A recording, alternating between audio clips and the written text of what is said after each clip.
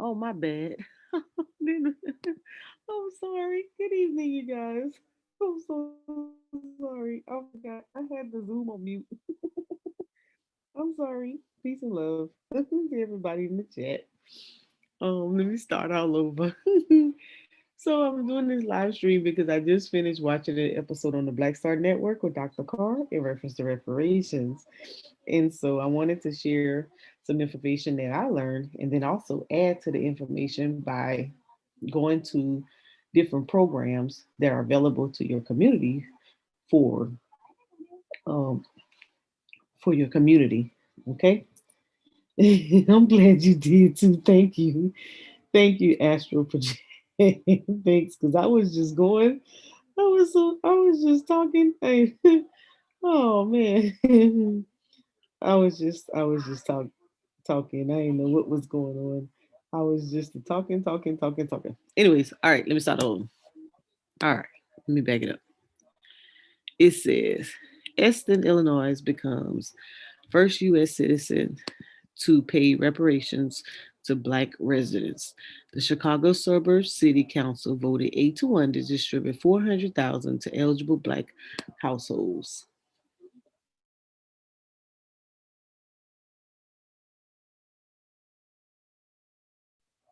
Make reparations available to its Black residents for the past discrimination and the lingering effects of slavery. The Chicago Suburbs City Council voted 8-1 to distribute 400,000 to eligible Black households. Each qualifying household would receive 25,000 for home repairs or down payments on property. The Chicago uh, the program is being funded through donations and revenue from a 3% tax on sales of recreational marijuana. The city has pledged to distribute 10 million over 10 years. Qualifying residents must either have lived in or been a direct descendant of a Black person who lived in Edison's between 1919 to 1969 and who suffered discrimination in housing because of city ordinance, policies, or practices.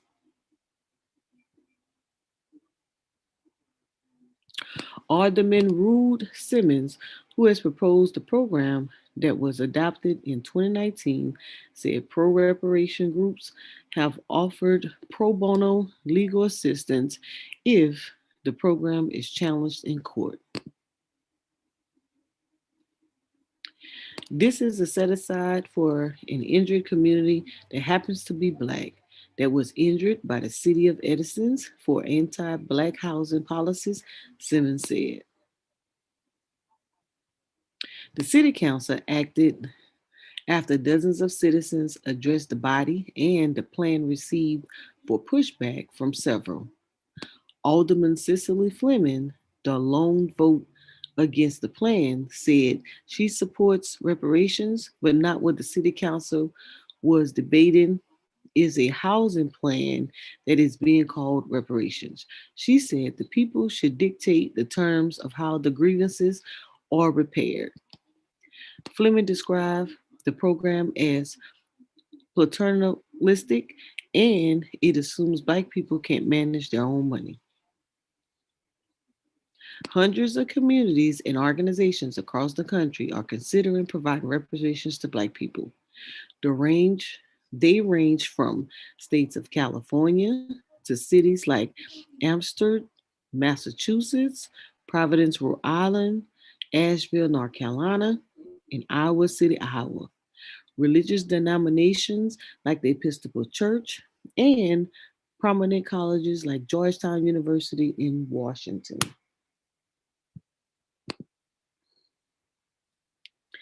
The efforts in the wake of Minneapolis police killings of George Floyd last May. President Joe Biden has even expressed support for creating a federal commission to study Black reparations, a proposal that's languished for decades in Congress. Let's keep going. All right. Boom. So That's one. Okay, now let's go back. In Edison, Illinois, someone may ask, what do I have to do to qualify? It says, at the directions of the Reparations Committee, funds currently available for restorative housing program will be prioritized for ancestors defined as an African American or Black individual at least 18 years old at the time who was an Edison resident between 1919 and 1969. So in Evanston, Illinois, they did a pretty much a housing program, and you get up to 25,000 to either repair your home or to put a down payment on a home. And the qualifications was you classified yourself as African American or Black, at least the years of 18 years old, and you had to your ancestor had to have lived in Evanston between 1919 and 1969. All right. Let's see who else out there. So there's some other cities. Let's see. Um, they also talked about. Let me see how. So I think they said Asheville was one of the cities. So let's go to each city. Let me go back down to the. Let me go down to the list. Oh, let me go back. Shoot. I'm gonna go back down to the list because I want to go to each city and see what they're classifying as their initial restoration reparations payment to their citizens. So let me get the list of cities. And they used the cannabis 3% tax to pay. That's how they came up with the money, because one of the conversations is, how are you going to fund it? Okay, all right. So let me go to, let's look up the next city. All right, so we talked about Evanston, Illinois. Let's talk about uh, Amherst, Massachusetts. Let's see what they are calling reparations.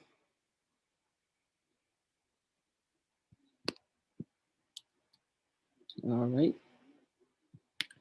All right. Peace and love to everybody. Thanks for tuning in. Okay. Here we go. Here we go. Here we go. Let me know. What do you guys think? How you think you should get it? What you think? Should it all be cash, or should some of it should be like something what the cities are doing? I'm gonna show you some programs that's already in place for what they just put in place. You can already get that, so don't be, you know, that some of that stuff is already in place. And I should look to see what documentation. But obviously, you didn't have to have anything else other than proving the fact that your ancestors lived there between 1919 and 1969. Let's talk about it. Oh, hold on. Let me go back. I wanted to put. Let's see here. How you guys doing this evening? You guys probably out and about. I'm not doing much or nothing. All right. So let's see how. Okay, this happened in. Oh, look like they did the same thing. So Amherst creates fund to repay reparations to Black residents. Amherst, amongst hundreds of communities and organizations across the country, seeks to provide reparations to Black people. Let's scroll down. Let's read this article. A Massachusetts town was created a fund to pay reparations to Black residents as communities and institutions across the country look to atone for slavery, discrimination, and past wrongs amid the nation's ongoing racial. The Amherst town Council on Monday voted 12 to 1 in favor of establishing the fund and requiring a two-thirds vote of the council to authorize any spending from it. The Daily Hampshire Gazette reported. Let's keep going. Michelle Miller, who co-founded Reparations for Amherst, a local advocacy group that pushed for the measure, told the paper that the fund sets the foundation for providing equity in the college town, which is located some 90 miles from Boston. Miller and others proponents have cited restrictive housing policies prevented Black families from purchasing homes in desirable parts of the town. Black people were also shut out of jobs and education opportunities at UMass Amherst, one of the state's largest, most prominent institutions, they said. As a result, the median income for Amherst white families is more than two times that of black families, and more than half of its black population lives below poverty level. Amherst is amongst hundreds of communities and organizations across the country seeking to provide reparations to Black people, from the state of California to cities of Providence, Rhode Island, religious denominations like Episcopal Church, and prominent colleges like Georgetown University in Washington. Amherst advocates have cited Evanston, Illinois, which became the first American city to pay reparations last month, as a model for their efforts. That program uses marijuana tax revenues to give eligible Black residents $25,000 in housing grants for down payments, repairs, or existing mortgages. Amherst Town Manager Paul Blockerman said local approval of funds means the town can now begin accepting contributions for reparations work and decide on a financial plan going forward. So I'm not sure if Amherst already started. They probably did, but let's keep it going.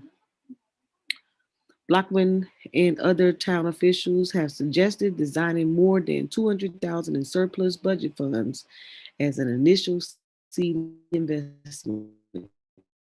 All right, so they're going to surplus money, start their investment. Also approved creating an African Heritage Reparations Assembly, develop reparations plan by October 31st, the newspaper reported. It will be made up of six Black residents and one representative from Reparations for Amherst. Counselor Mandy Johannicki was the lone vote against the fund, suggesting to establish it before forming the assembly. Miller, meanwhile, said Thursday her group hopes to establish a private fund to bolster the town's efforts. We look forward to supporting the African Heritage community to implement a robust and sustainable reparative plan, she said. So, does Amherst matches? Okay, let's see who else we got. Prince Rhode Island. Again, profit. Make sure you hit the like button and make sure you subscribe. Okay, let's see what Providence Rhode Island has recommended, suggested, or implemented in city. So this is recently. Okay. Looks like everybody's going towards programmatic, y'all. Looks like everybody's going infrastructure. Providence Mayor forms Reparations Commission. Providence Mayor has created a new city commission on reparations as Rhode Island capital city seeks to atone for its role in Black slavery, systematic racism, and the mistreatment of Native Americans. Providence Mayor announced a city commission on reparations Monday as he and community leaders laid out their plans for the next phase in the Rhode Island capital city's efforts atone for its role in Black slavery, systematic racism, and mistreatment of Native Americans.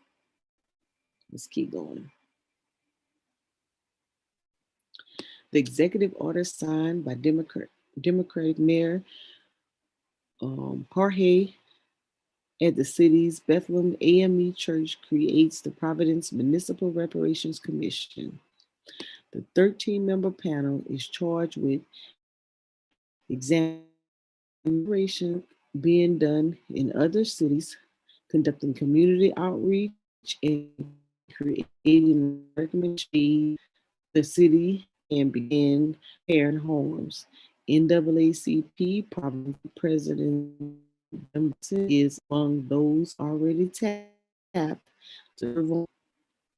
While notice alone cannot repair the full scope of harm, today's action brings us another step closer to addressing disparities of our African heritage and indigenous residents continue to face, the mayor said in a written statement.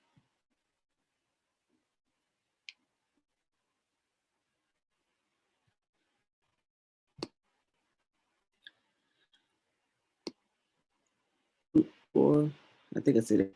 Also released a framework for this discussion developed following several months events and other outreach experts at Williams University and Bristol local advocacy organizations say they hope focus the city reconciliation effort on experiences, perspectives of Black and Indigenous residents, particularly those with ties to the neighborhood of West Point, Hill, and West Elmwood, which they say were most harmed by urban redevelopment projects in recent decades. Framework, you know, the framework also featured some proposed concepts for the next step in this effort, including the creating websites featuring documentary style residents, map visualization, and a way for to record and upload their own testimonial of racial harm.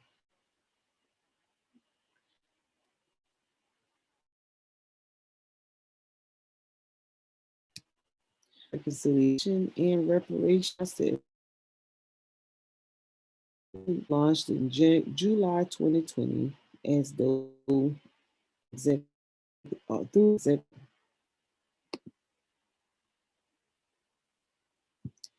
Last March, the city confirmed temporaries with the release of nearly 200 page A Matter of Truth report, which details more than 4 centuries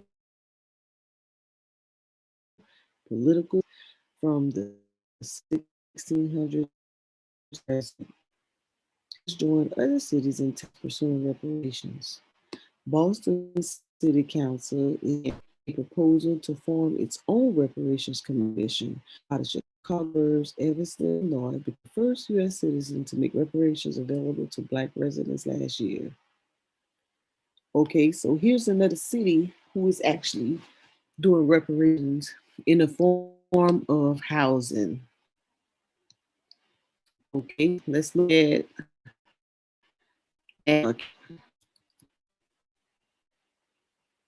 all right, peace, power, and profit. Thank you guys for tuning in, sharing information, program already available, reparations, or programs that are in your community that you can actually benefit from.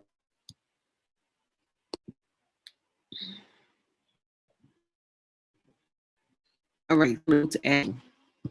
And so far, there's 11 cities that already provide form of reparations to citizens. Hey, what's up, people? North Carolina City, 2.1 million reparations. In North Carolina City has stated 2 funded reparations and when it joined a number of U.S. citizens have to address the histories of racism and discrimination. The Asheville approved a budget amendment on Tuesday to put the money from city land purchase as part of the city's urban renewal program took communities. The Asheville Times reported the city council population declared June as date which marks the end of slavery in the year.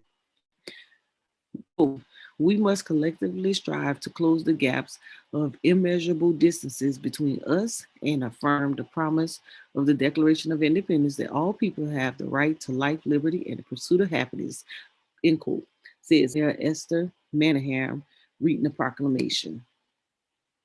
Let's keep going.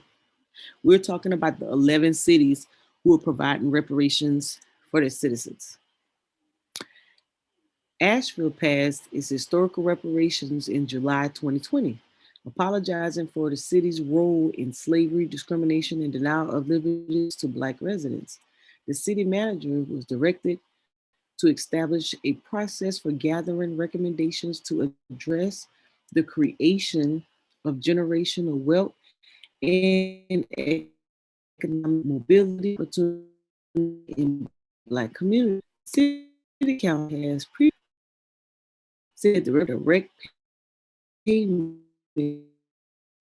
mandates in areas where Black city manager on Tuesday said officials have not yet determined what those investments will entail. There was a question about, well, how will this be spent? What are the projects? End quote, Campbell said. Quote, we don't know yet.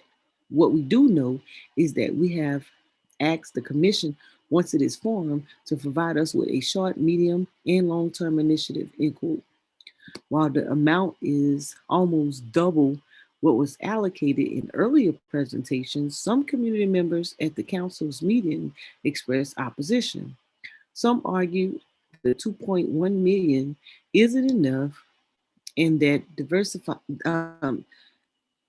divesting from the city police department would be a form of reparations. Others say money could be better spent, including that it could be targeted at helping Black people become homeowners, and that with a proposed tax hike, they'll be priced out of the city.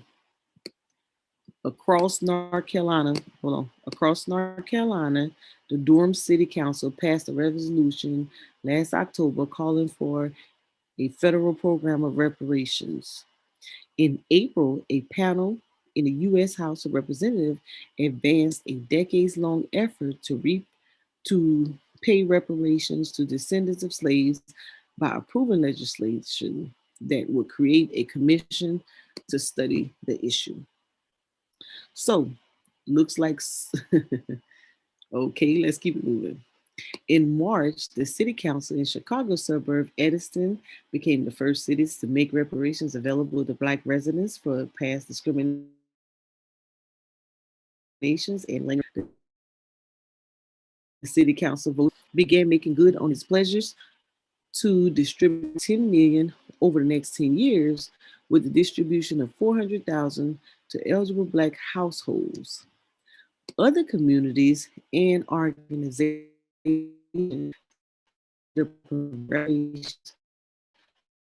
include Massachusetts, Providence, Rhode Island, Iowa City, Iowa, religious denominations like the Church, and prominent colleges, Georgetown University. In California, a first in the nation's task force met for the first time last week to study and recommend reparations for Blacks. Part of a 2-year process addressed the harms of slavery and systematic racism, despite a lack of action. So, guys, for what I'm seeing, so far what I'm seeing is that putting in infrastructure of housing price. We'll close this one out. All right, that's our city doing. Let's see what Iowa is doing. Do you think? Agree, Mister? Let me know your mind. All right, let's see what Iowa was doing. Our city. Let's see what that this article. Little, uh, 2020. Let's do the August one. All right, so I would look like he's trying to put money. Everybody else like they try some house money, house, or get you the price, the down payment on a house. Right. Let's see. Back to the drawing board. Our city mayor says they're handling the city's truth and reconciliation.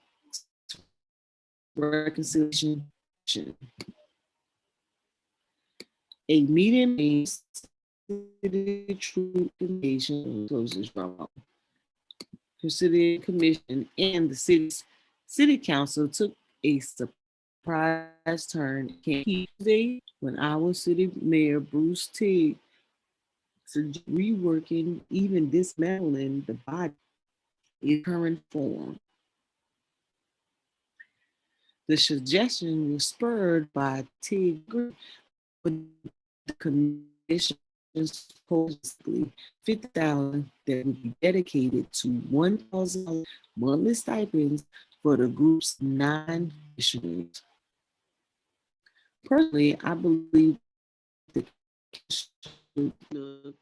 and what is for this commission, he said.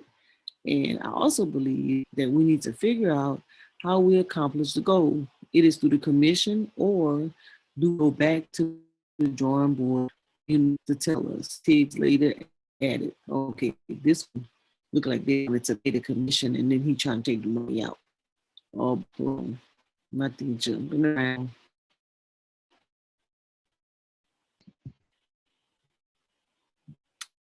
All right, so okay. This thing that's going on all over. Right, so the commissioner, Cliff Johnson, asked that he was suggestion the group be dismantled. He said, responded, the meeting, Tig argued with Mohammed Trarol, the CEOs in attendance of the TD's proposed and the proposed stipend at the end of the commission's calling also to pass 350,000 budget would apply at the end of the year. Give it to people. See, find the point of what we give it people. All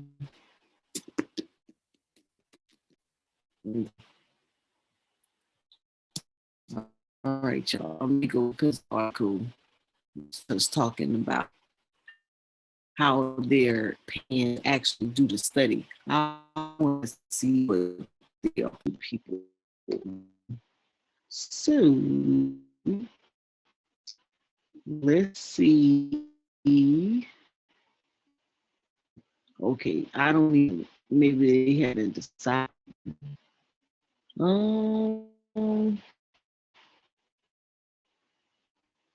They suspended their whole process.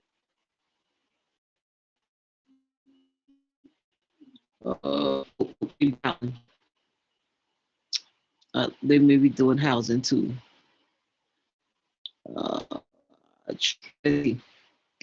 Let's see.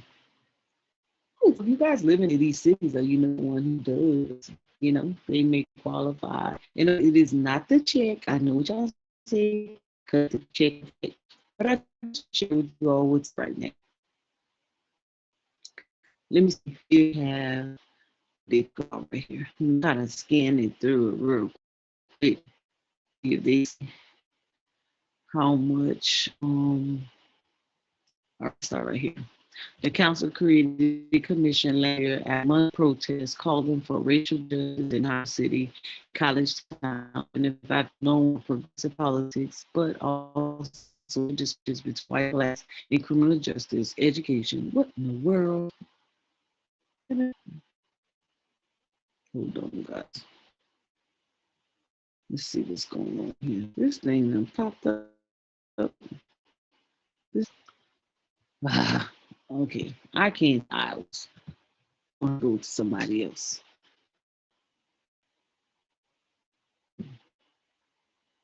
Well, that was the last one. All right. So, one second. Let me get a link. Maybe somebody wants to me.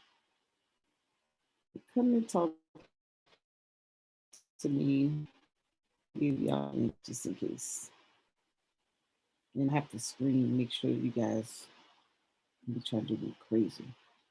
Okay. All right.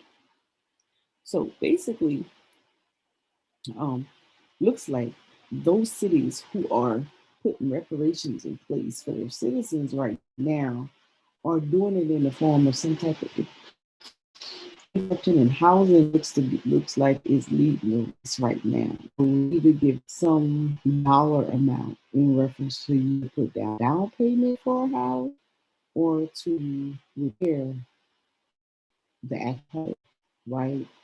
Um, based on housing disparities. Looks like they kind of found it one money. I know everybody wants, right? Everybody wants to know that it's true. But looks like actually looks like they are giving the citizens the opportunity to repair a home. Now I'm gonna tell you, let me just tell you from my own experiences doing some program. So let me show you this. There's opportunity right now with USDA, right? Probably your local, uh, your state housing program, right? It is single family repair loan and grant. Okay, so the housing program is already out there for that. It's a house. This is a federal program in rural areas. Now, this is not for inner city. Maybe that's why they may be advocating for housing for inner city, but in the rural area, there's housing programs already out there to help. Some of it, you have to be a certain age group to get. But don't be fooled on the whole housing repair deal because housing repair is already there. Hey, peace, power, and profit, Ojo, how's it going? Peace to you. How you doing? I didn't want to disturb your flow or anything. So yeah, I'll chime in after you. You know, I don't want you to break away from your wisdom. Okay, so I was in transitioning from showing the 11 cities, or well, the four that I was able to pull up, cities who have put a form of reparations in place through the housing program. And it kind of caught my attention when I heard Dr. Cardin speaking, because I was like, wait, housing, maybe the citizens don't understand that this particular type of money is really already available for our people. And so Yeah. go ahead. No, I'm glad. I'm glad that you brought that up because now I haven't caught the whole show like when you Hmm. started, but I jumped in when you were sharing the news articles where on the city level of reparations and stuff. So I saw that. I didn't catch where the first one was from. I saw. I think you spoke about North Carolina somewhere, and then another one. Hmm. But here's an issue with people who are advocating reparations is exactly what you Right. said. Some of the things that are being talked about in the reparations talk are things that are already available here Mhm. and now. So it's kind of like cheating. It's not really reparations. It's things that are already here.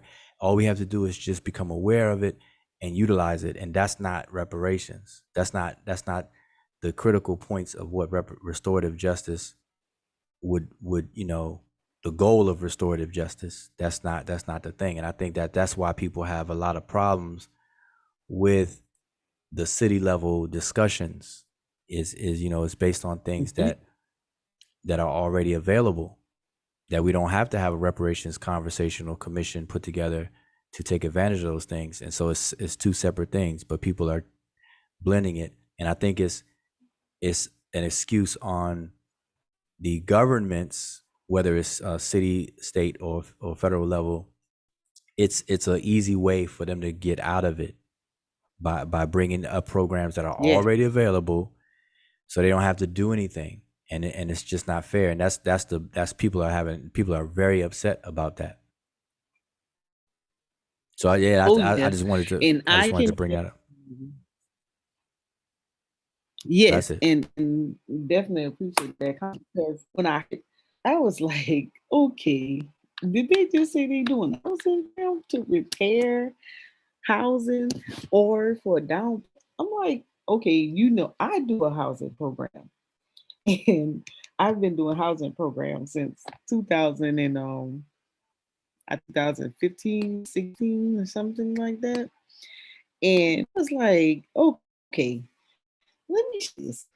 You get behind that for your city, there's money already there for that. And you really, as you just stated, you did yourself an injustice and you're giving them a pass. You're giving your cities a pass and the federal government a pass. Because funding is Exactly. already there, programs already there. So they're like, okay, that's what you like. Okay, that's cool. That's one of the things I was saying in reference to programmatic. There's programs already available. The housing is one, right? Hmm. Show Carolina. I'm gonna show two real quick, just for the sake of source. You know how we say source. Shut up, Mo. Right. See, yeah, so Carolina, we have a housing trust program. I was program, and I was over 7 counties, and this program, Hey, just real I quick. had the opportunity to pay. Oh, I'm sorry. Just Go ahead. it may be my connection, but you're breaking up though. Is it me? So I don't. It Oh, sound like, how somebody sound like they have a weak signal, like you're coming like in and out, like sporadically a little bit. So it may be me. Maybe I'll leave and come right back, just to be no, sure. no, But I don't know. it's probably me.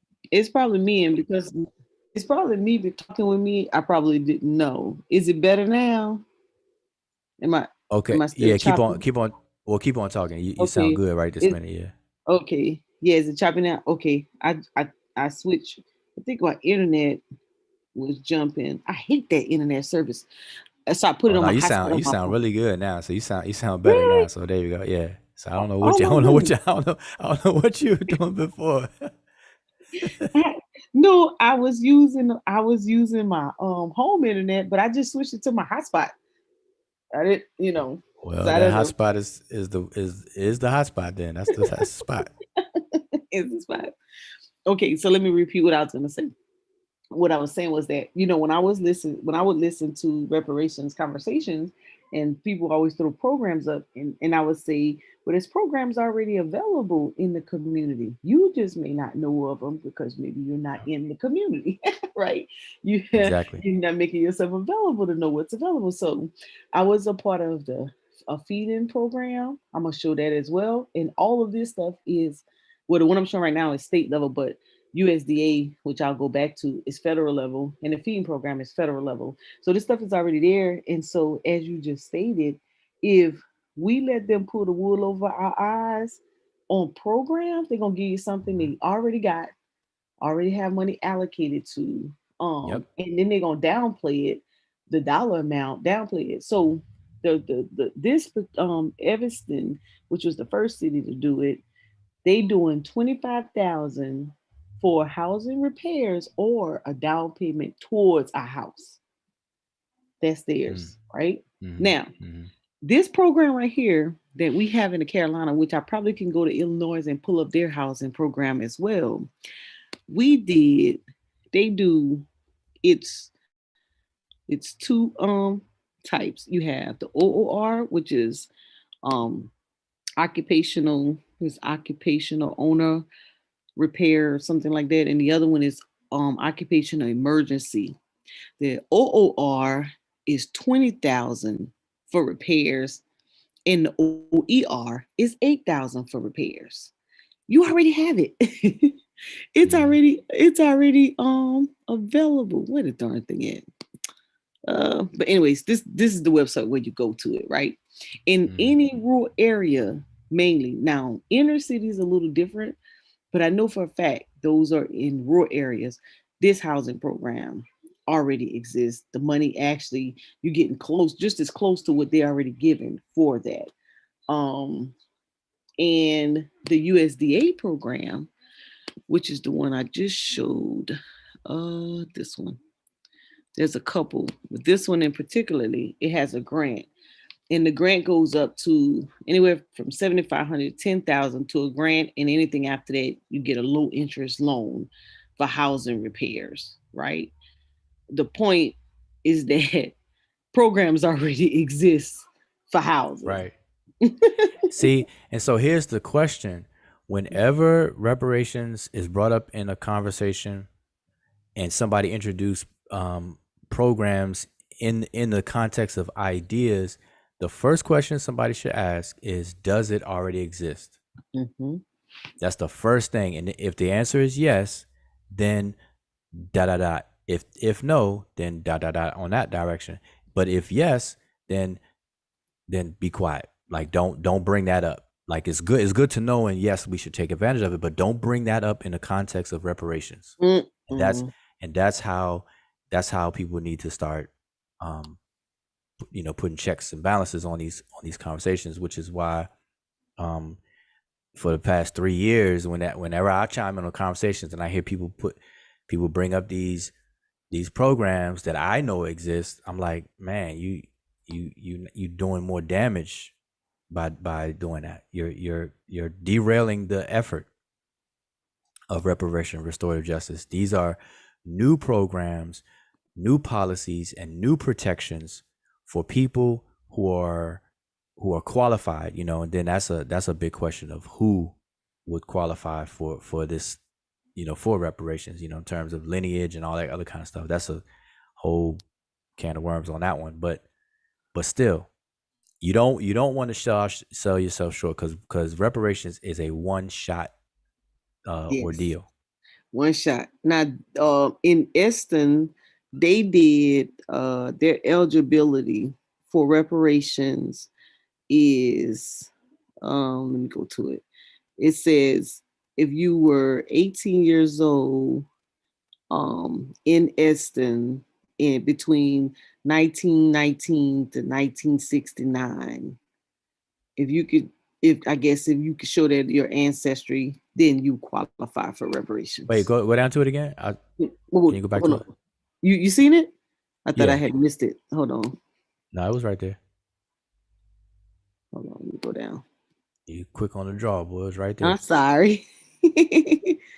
Right there in the Oh yeah, one, right two, here. three, fourth paragraph. Yeah. Right here, right? Qualifying Mhm. residents must either have lived in or been a direct descendant of a black person who lived in Evanston between 1919 and 1969 and who suffered discrimination in housing because of city orders and policy practices. Okay.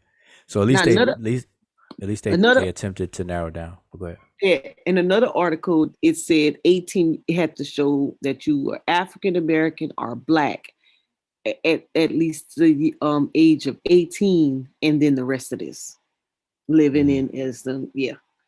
They actually put an age on it. Right. At So least that the would be age a of 18. qualifying. So Right. that's like a qualifying filter Right. part. Right. That's the only article I've seen so far that got real specific. Hmm.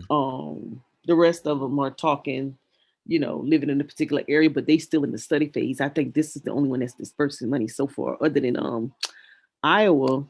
Was it Iowa? But I'm gonna tell you the problem. The problem now that is more to the point. That one right there, right? Yes. That's the kind of language we would want to hear. But I'm gonna tell you the problem with that Hmm. is because that's in Iowa, right? This That's a no, city this in one is Iowa. no, this one is in Illinois. Oh, See, Illinois. Okay, so that's a Evanston, yeah, Evanston, Illinois. Illinois. So Hmm. here's the problem with that is because if if cities do this kind of stuff independent, then it's not it's that's not a reparations thing anymore either, because reparations happen to an entire ethnic group. And Hmm. so when cities piece it together like that, even if the city does it correctly, it's still not addressing the entire ethnic group that was damaged by the institution of slavery and all of its byproducts and everything. And see, and that's another thing that's upsetting the movement, Mm. because the whole ethnic group has to be repaired, not Mm. carved out in piece by piece.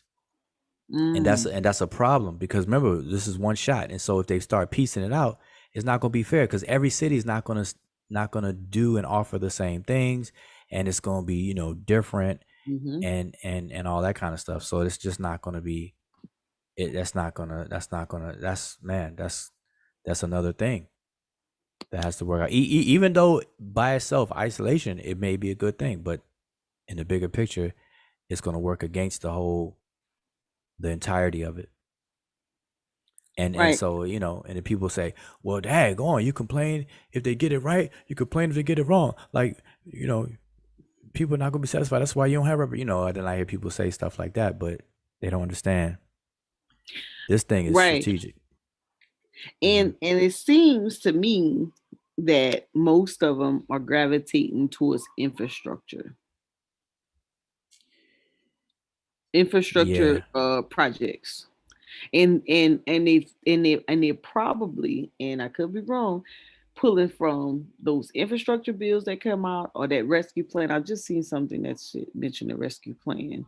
They were going to pull that funding from there to help support it. Except for not Evanston, they did a tax, a 3% sale on recreation and marijuana to help theirs Hmm. for Hmm. 10 million over 10 years. Right. So they So figure out ways to fund it. right. That's how that, and so they're the first out the gate. And so it seems like everybody is referencing them and using theirs as a basis to get that same program in their city. So now check this out. See, here's another issue, and I know you didn't mention it. Um, Hmm. I don't know if you mentioned before, but now listen to this.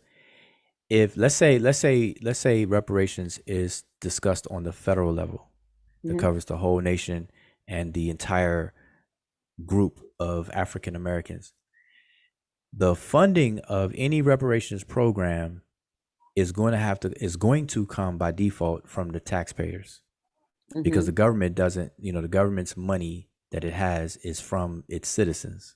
Hmm. And so what will end up happening just on the surface level is that African Americans would end up funding their own or our own Yep. reparations. And the question is that is that isn't that criminal? That's like a slap in the face.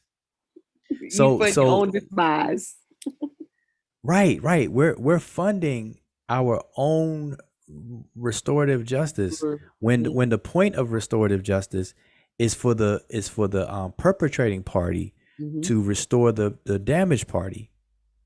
And so that's an issue that people aren't paying attention to, because in a reparations rollout, it has to be put, like, see how you have on the screen, it says the program is being funded through donations and revenue from a 3% tax on the sale of recreational marijuana. Now if this was a federal level, and the government was gonna roll out a federal reparations plan, then Mhm. they have to have some kind of stipulation of taxing um the other side, the perpetrating side, more to fund it. Like, so in other words, um corporate entities that are European descendant owned, that's that slave master descendant owned, whatever, or whatever, whoever benefit from slavery, they have to be taxed more and be very specific, just like how they're taxing recreational marijuana right there in Right. what you have on the screen.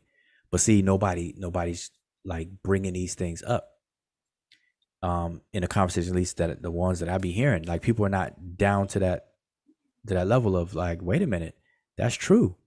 They need to tax themselves. Not we Right. we can't fund our own restore, reparate. Like, that's like me burning your house down and then I say, yeah, I'll fix it. But then I'm gonna tax you so I can fix it. Yup.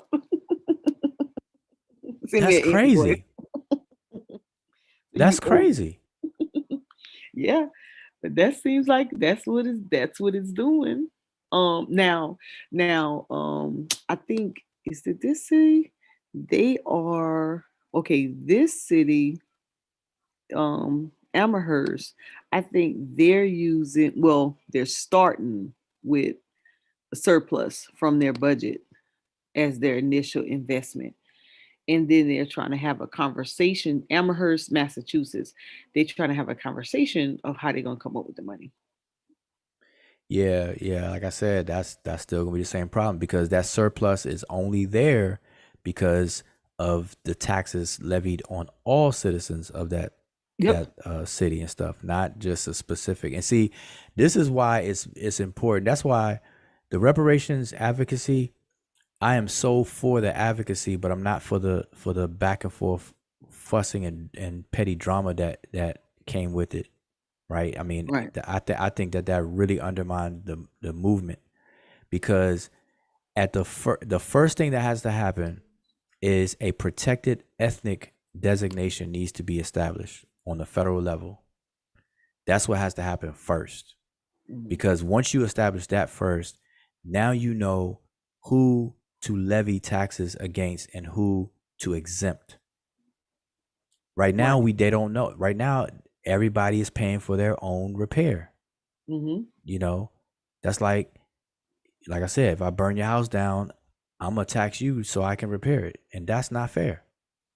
Right. So they use words like the surplus, but that surplus is only there because all citizens got taxed, even the so-called black persons. They're Now, part of that $200,000. Like, how yeah, you they part of it. that don't make um. sense. Now on Dr. Carr's show, they made mention because they did bring up Dr. Darity, and they made mention of lineage, and one of the young ladies said, well, that's how they define lineage. And they said lineage shouldn't be the only thing. And I wish I know I think you just spoke on it a second ago, in reference to, I guess, in reference to narrowing down who should get, um based on identity or lineage, or connecting hair connecting, well, I guess being able to pinpoint who is entitled. Yeah, but see, it has to be on the federal. It has to be a protected ethnic designation, which Yes. is beyond just talking and self-identifying. It's an actual formalized, legal, lawful ethnic designation that is protected the same way that they did others. African Americans is not a protected ethnic designation right now, and so they have to get that on the books first. And as a Mhm. matter of fact, I don't know if I still have it up, but there was something that Biden Biden signed. Um, man, I wish I still have it Oh, up. I Oh yes, see I it. sure do. I have it. You It's have it? Let me if you share it. yeah. Hold on, All I'm right. gonna put it in the Zoom chat, and Okay, then you I can share share it. it. Okay, that's cool. Uh, let me see, and you can see exactly what I'm talking about. If you pull that one up right there. Okay. Let me go back to the Zoom.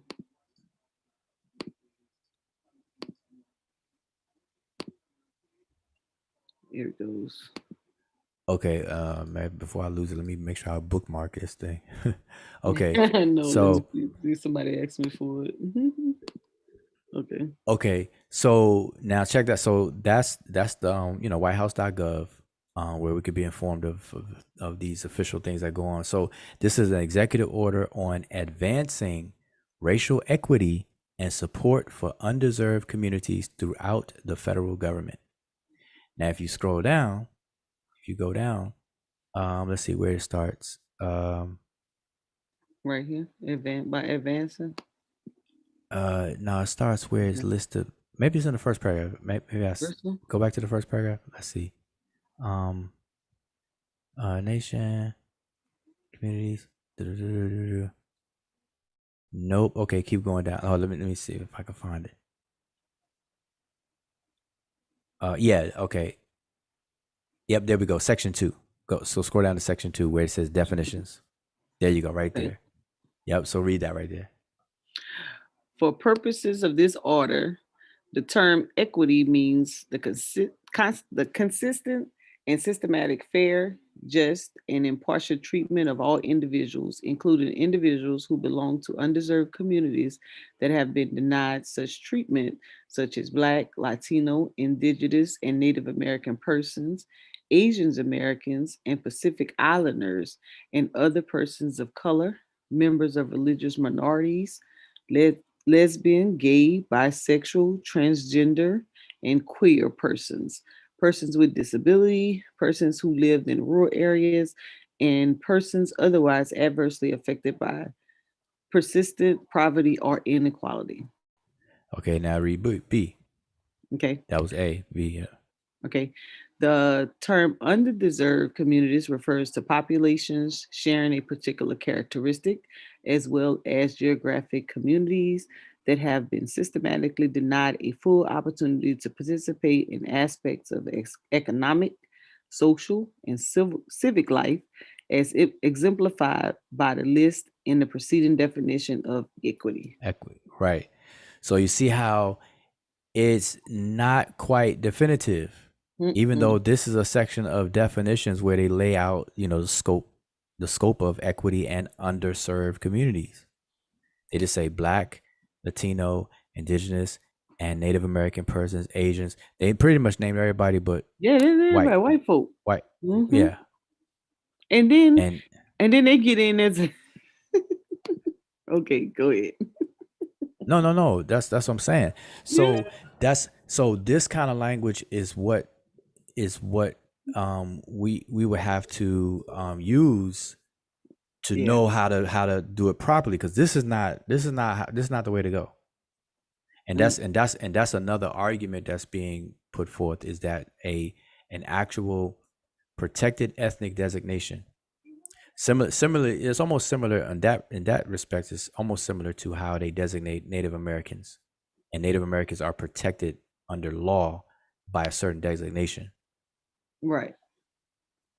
you know um so once that level is reached, but that's a challenge right there. That's a separate challenge from the reparations rollout and how that should look. That you first got to identify the people and then protect them, Right.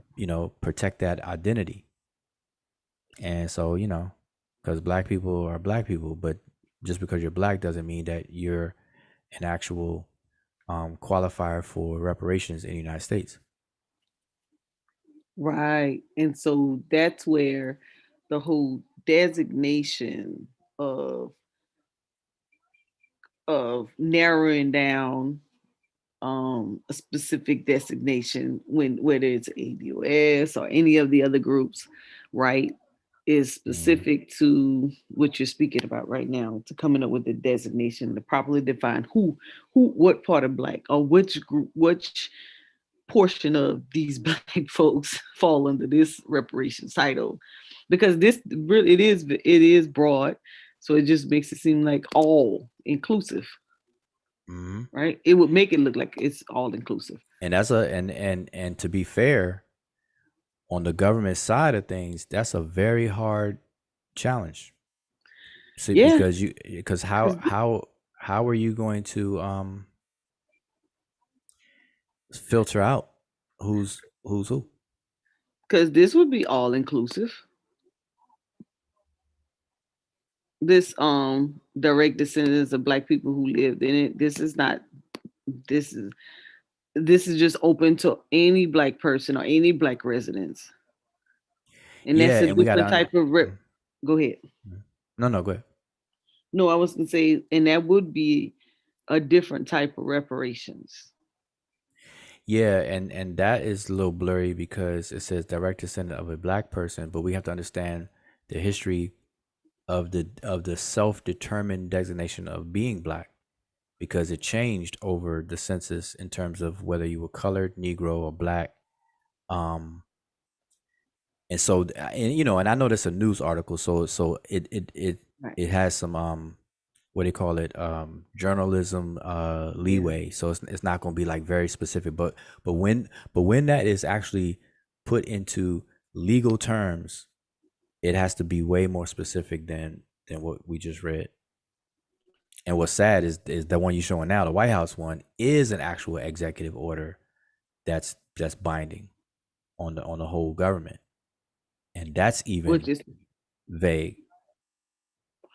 And so right. we're in trouble. So that's what I'm saying. That's the argument. See, people don't understand the seriousness of why people are arguing what they're arguing. People just fall for the drama and think that people are just fussing. But no, these are serious issues that must be handled. It Right. has to. I mean, it doesn't matter who do it, but it has to. Um, I was wishing Brendan had popped up. He made a good uh comment. He's on unbiased. I saw him on Unbiased channel. Oh, Brendan. Yeah, he had a good recommendation for repayment in reference to um paying into the bond, one of the bonds. I can't remember exactly which one he talked about, which was Oh, really but the Treasury, yeah, using uh-huh. Treasury. Yeah, uh-huh. Yeah, Having yeah, he brought that up. having everybody pay into that. That was a pretty good repayment program uh based on getting, being able to repay it because it pours back into what's already going on in reference to how our government is ringing Mm. type of deal. Um Yeah, yeah, but I still, yeah, you it's still paying for your own. yeah, exactly. People don't Right. understand. See, I don't. You know what? And like, it's not about pointing the finger, but we just gotta swallow the reality that a lot of us really don't know the damage that slavery actually cost us. Like we know that we're victims of the institution and we're descendants. We weren't the living, breathing um ones that were in chains and stuff like that, and all the gruesome and horrific things about slavery. But we're descendants of, we inherited all the side effects of that. But I don't think we really understand what those side effects really, really are and the damage that it really has for us to even make talk like how some people, I hear some people talking. And that's why people get upset, and that's why it becomes tension, and any little drama that comes in there is like a what do you call it, powder keg. It just blows up. And Quickly. that's why I tell people who are not African American should just be an ally, and don't say too much, because it's already a very tense issue. Oh, Because don't you ever got go you there too hard. Garfield would wake up and jump on the channel. Oh, Garfield. No, Garfield. See, because I listen, for the past 3 years, I've been talking to people. I haven't done it as much lately as I used to, as I was like Mhm. 2 years ago. I mean, like when I was first doing it. But I've had conversations with all types of people, from African American beneficiaries of any reparations to people who have nothing to do with it. and I've seen all the different layers of that. So I've seen people who are true allies to it. I've seen people who really may not know it, but they're really messing up and convoluting the conversation. They're like messing it up. Mm-hmm. That's why I tell people, hey man, you may want to sit this one out. You know, but no, Right. but I'm saying you like when I tuned in, you hit that point, and I was like, man, that was a good point. Some of these programs, going back to what you were first saying, when I tuned in, Mm-hmm. you were saying these programs, some of them already exist, and if it Yep. already exists, how is that restorative justice, reparative justice Mm-hmm. for the injustice? Now, it may restore something else, you know, like but not that. Yeah, exactly. And really, it's not even enough. We I the program. We got we had received, I spent it now, but we had received 200,000 from the state to go into a rural area um Wait, that was did you affected. did you just say you spent $200,000? You said I done spent it now. Yeah. Yeah, I did. I Okay, you spent said that so quick. Go ahead. let me show you. Hold on.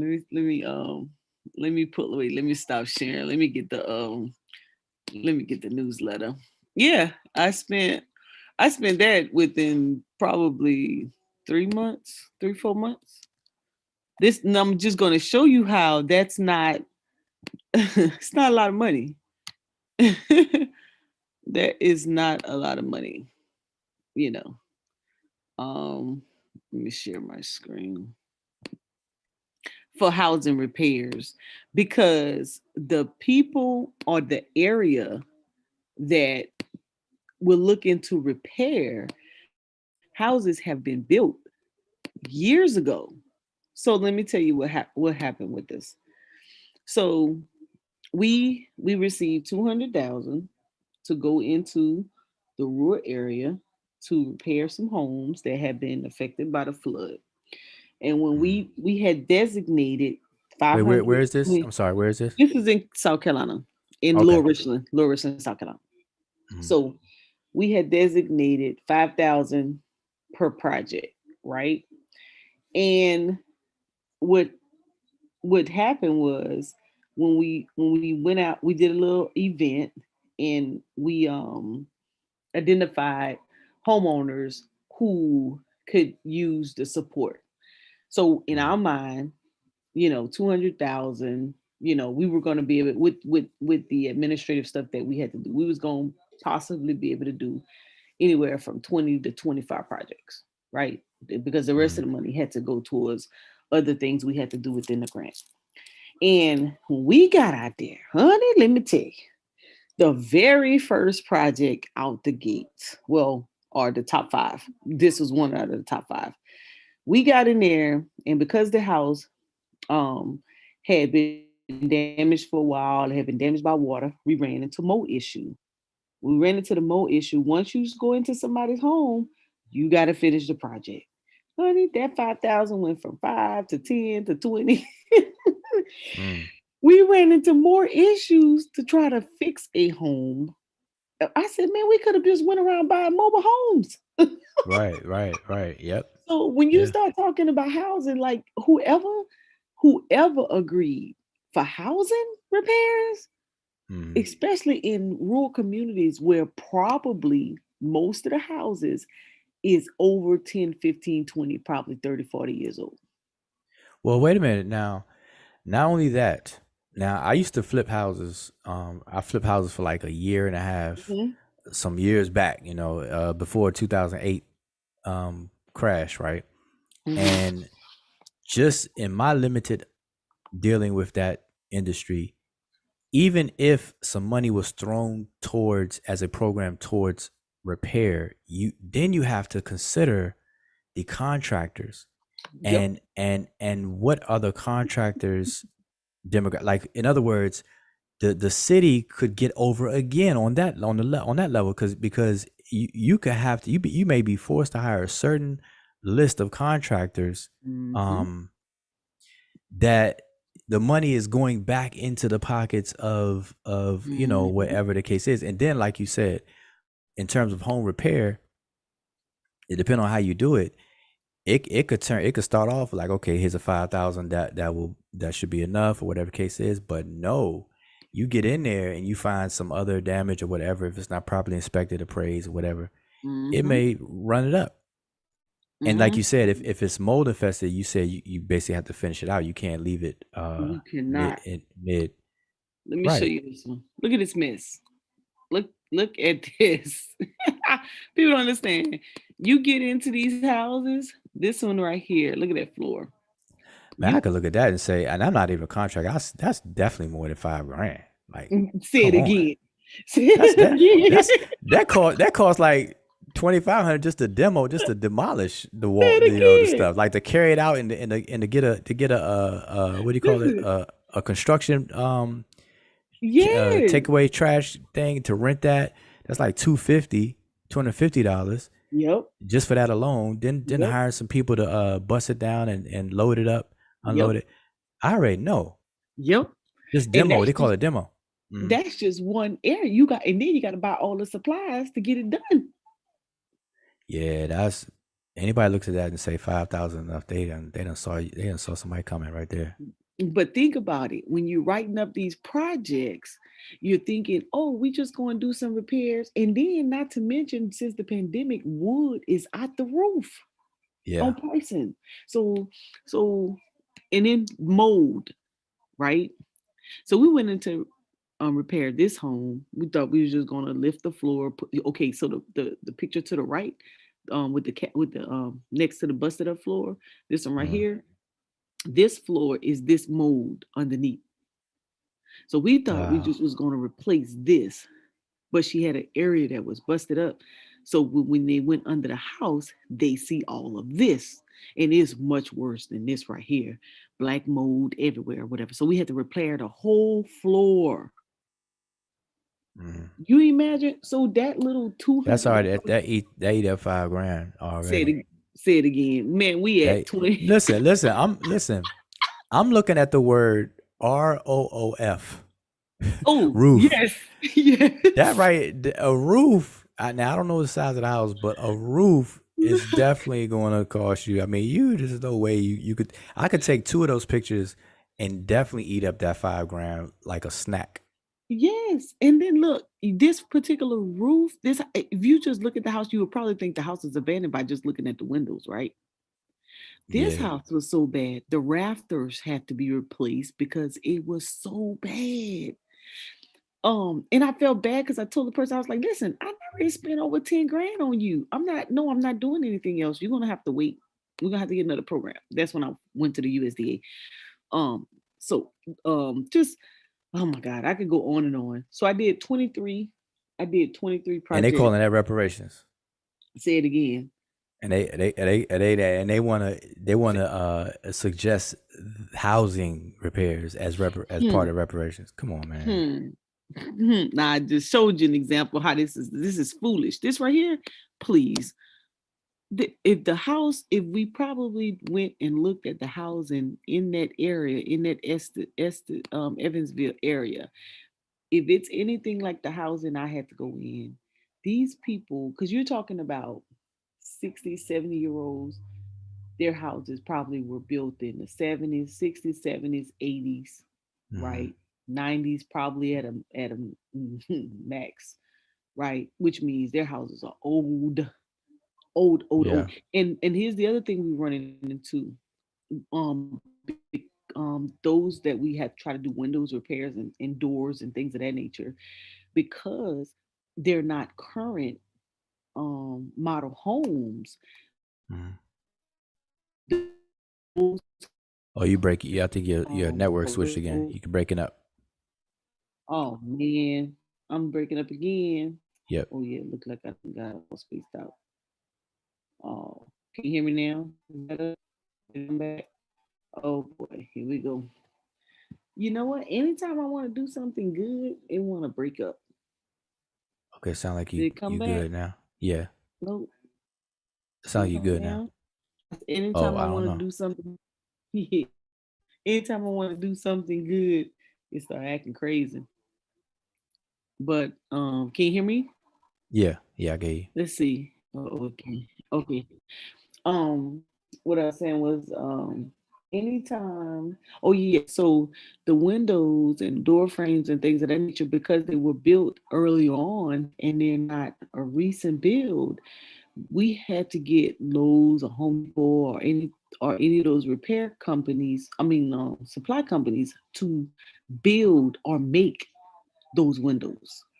Mm. So we had to Yeah, yeah, you wait. have to get them Matter of fact, fabric. I'm Yeah, still waiting for windows. they're not of the same dimensions of what's kind of current. I know exactly what you're saying. Oh man, what happened? Okay, well, I will hold it down until Mo comes back. She looked like she dropped.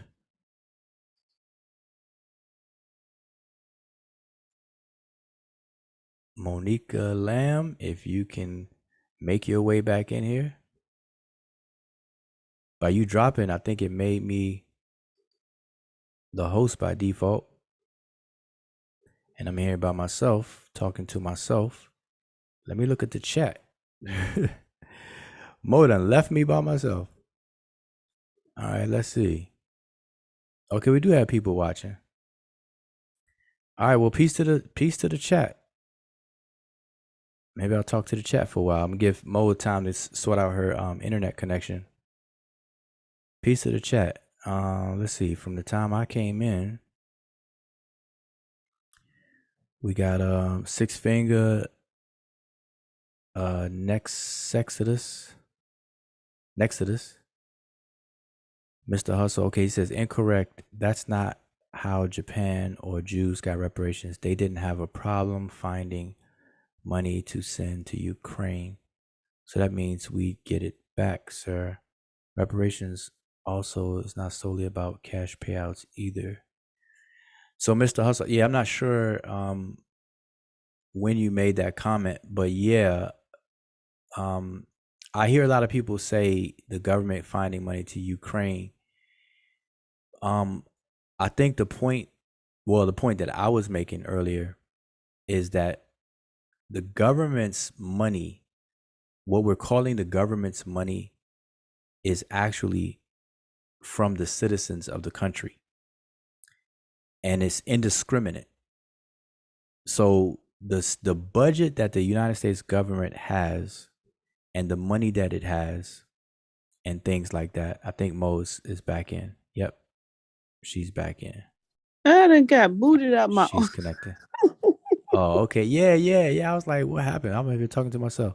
Well, I'm just gonna finish my sentence and then I give it right back to you. I was just in mid sentence. I was just explaining to Mr. Hustle in the chat that whenever we got to be careful, whenever we say the government finds money to do X, Y, and Z, or in a specific example of the government finding money, quote unquote, finding money to help Ukraine, that money, that's the government's money, is really acquired from the government's citizenry, which is all of us, and it's indiscriminate. They don't say, okay, this lump sum of money came from Asian Americans.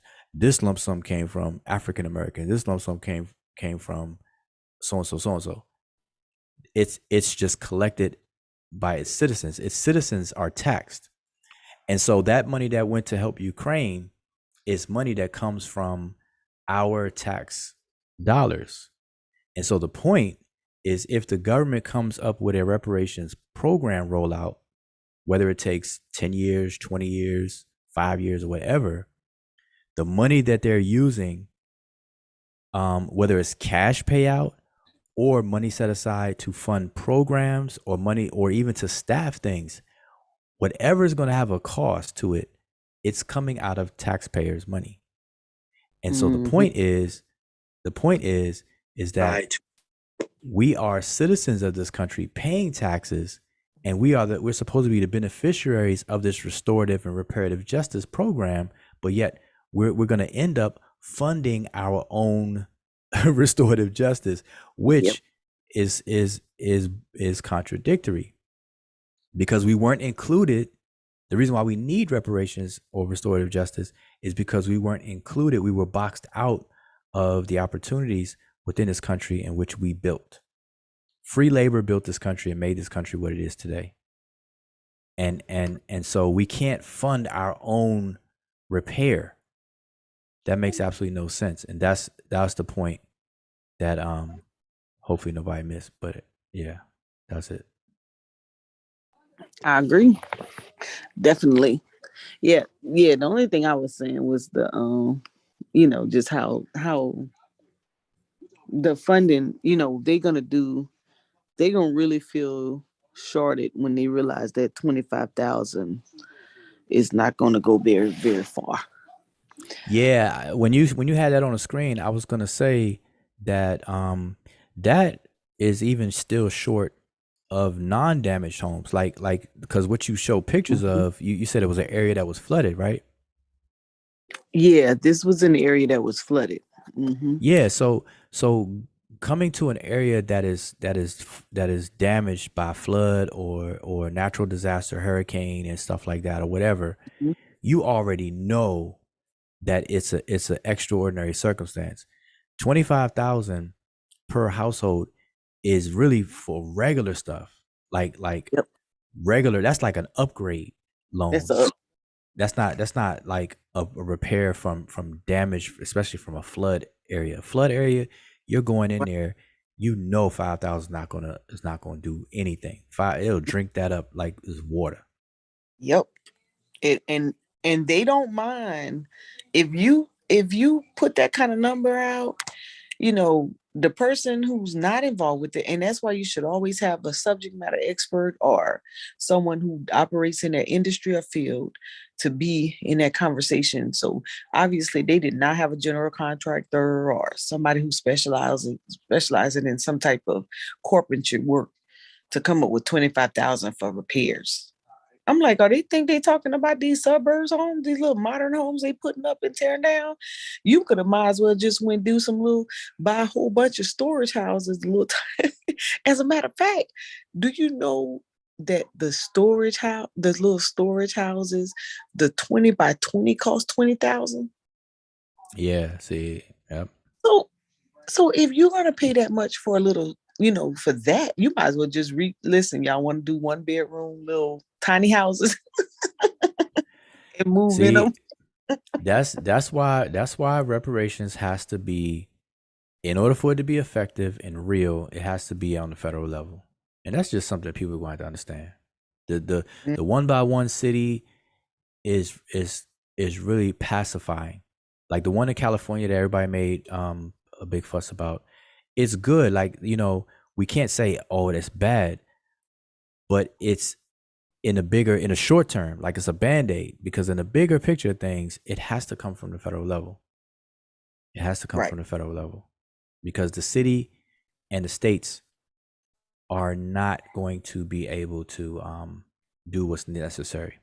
Because listen, when a state gets in trouble, what's the first thing that the governor does? He declares Bit of a state emergency. state of emergency, and once he officially declares it, that triggers the funding from the federal government to pour into the state. Yep. And there's a reason for that. So how is the reparations should be looked at as a state of emergency, but Yep. nobody's calling it that. Nobody's looking at it that way. People think that it's just a whole bunch of black people complaining. Oh, So let's just throw them this, let's just throw them that. so they're going to use, since they go in infrastructure route. Can you hear me? Yeah, I can hear you. I'm going again. No, Oh, I can hear you. I can hear you. oh, they're going the infrastructure route. They're going to use or housing repair route. They're going to use that infrastructure money that they just passed to help fund that, to help Yep. fund some of that. And that's Um, not reparations. I don't care they better stop calling it that. how you dress it up. So um that's what I'm afraid that everybody jumping aboard. They're using Evanston, Illinois, as an example, and they look like they're all going towards housing. All the cities that is so far. And everybody's gonna, and a lot of, not everybody, but a lot of people are gonna see that as a great thing because housing is a big issue, but not understanding that housing doesn't have to be a big issue if we understand what you're showing, what you've been showing, that there are already programs already out there. Correct. There are already things that can be done. And so by us not knowing it, when it's brought up under the context of reparations, we think that that's actually a good thing. Like, oh yeah, all right, word, all right, Mm-hmm. that's what's up. Yeah, it don't have to be cash payouts, but yeah, all right, fix my neighborhood up, fix my house up. Yeah, all right. Giving someone somewhere to stay and giving them something to eat. And like I said, I've done the feeding program and I've done the housing program. Both of which, you know, they give you funding to, what a feeding program is a reimbursable based on per meal. You can get Mhm. out there, feed, and then a place to stay. And so those are the two areas where they push money and be like, well, we gave you meals for your kids or give you meals for your seniors, you know, and then now we're gonna fix up your housing. I mean, what more you want? And that's that old saying, you either, and I'm probably butchering the saying, but you know that saying where it says you can either give fish to people or actually teach them how to fish so they can catch fish for themselves. And so part of restorative justice is the injection of agency. And that's part of the conversation people are leaving out as well, is because just because you feed someone or have a program that is an upgrade, where's the agency? You Mm, know, where we're able to set forth our own destiny and be able to control it and to make it happen, to execute it, without an external hand up our backs, and where we're puppets and things like that. So that part of the conversation is missing. so let me And ask, since you mm, brought that, go ahead, finish your thought. oh no, that's it. Yeah, that's it. Oh, I was gonna, okay, so since you brought up the whole agency portion, um, so that would need to be included in the reparation conversation to fund the agency to keep it running. That's why the argument has always been, see, people look at cash money, like cash payouts, like direct deposits in somebody's bank account. No, Mm, that's part of it, but another big part is policies and protections in place over for longevity. Like for mhm, example, the voting right, or these things have a long duration mhm. in law. Then it's up for renewal or revisiting, like 20 years later, or whatever. That's what you call policies and protections, where you put onto the books where this is going to be in place, is guaranteed to be in place for X number of years or decades or whatever. Then it's revisited, and or whatever the case is. That's part of people not talking about, and that ensures that these programs will be in place. Just like for example, Social Security. Social Security wasn't always didn't always exist. it Right. it came into play, and then it was on the books. It was written into the policies and stuff, and then and it lasted for up until now. But then it's threatened now, but it lasted for this whole duration of time.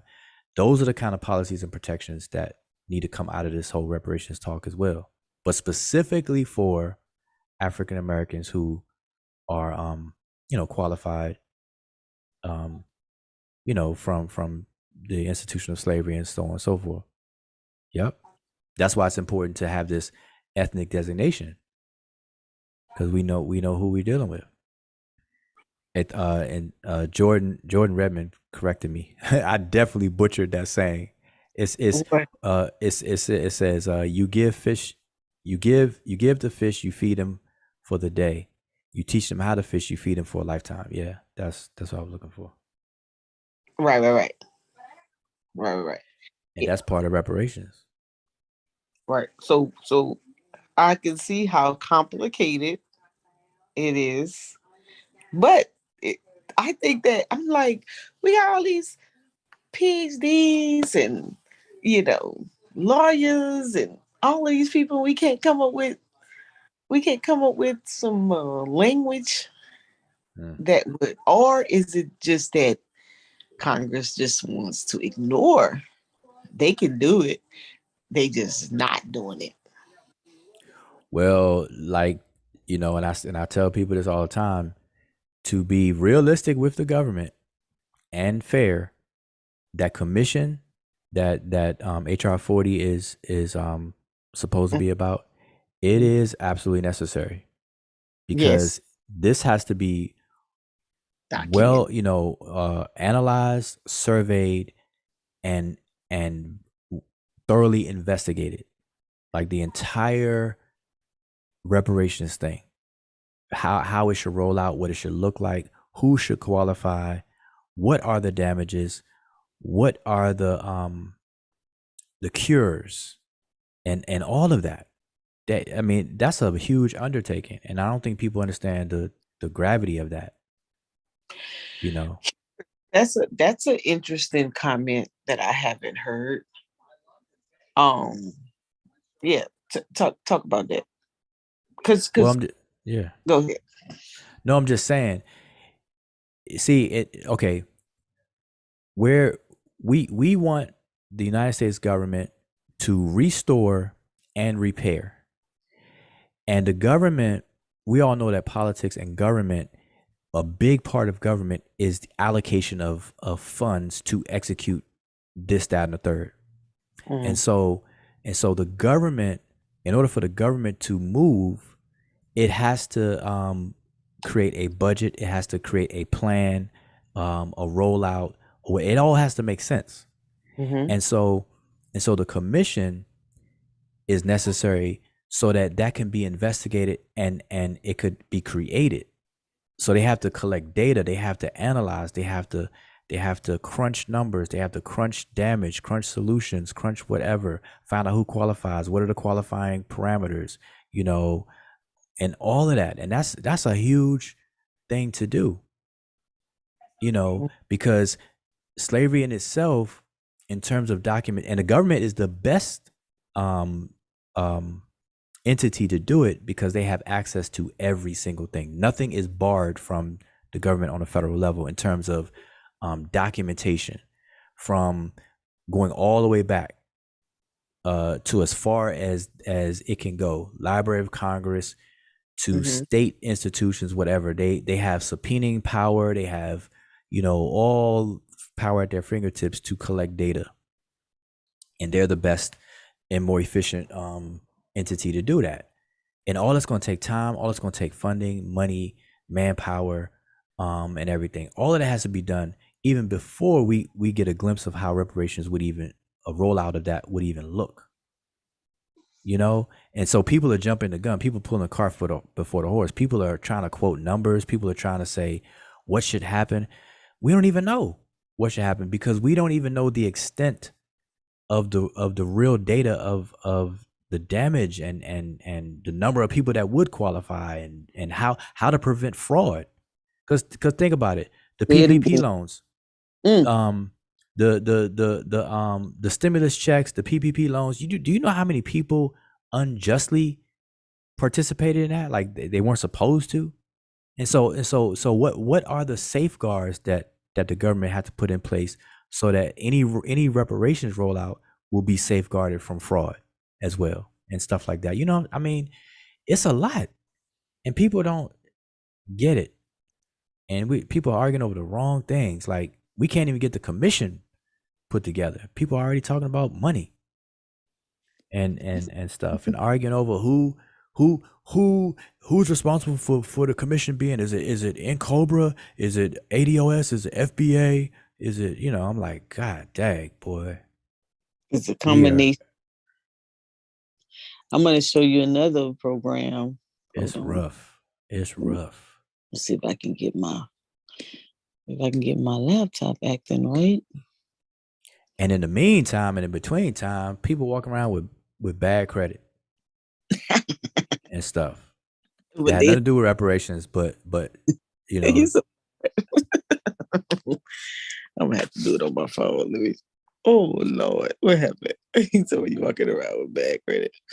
Let me share my screen. don't even know the power of credit. That's what I'm like. That's what I mentioned this to you like about a couple weeks ago. I was like, man, I have a little side focus on that, um, Okay, on all that here- stuff. here's another program. Here's another program that is available that people don't know about. A lot of people talk about other institutions or corporations involved in slavery and things of that nature. The Community Reinvestment Act was put together in reference to disparities and things of that nature, inequality for people, Mm-hmm. um, for lending and Mm-hmm. things of that nature. So, but and then a lot of people say, well, why they don't advertise it? Of course, they're not going to advertise. They don't want you to come in and get any money. Right. But all the financial institutions have the under the Community Reinvestment Act, uh, you have the opportunity to go in and use that as leverage to get funding for grant or Mm-hmm. program that uh, Mm-hmm. that you that you're working on, things of that nature. So this one, it says background of disparities and discrimination. First, a few statistics about wealth inequality. The Urban Institution calculates that families near the top of the wealth distribution had 6 times of the wealth those in the middle of the distribution in 1963, but now have 12 times the wealth.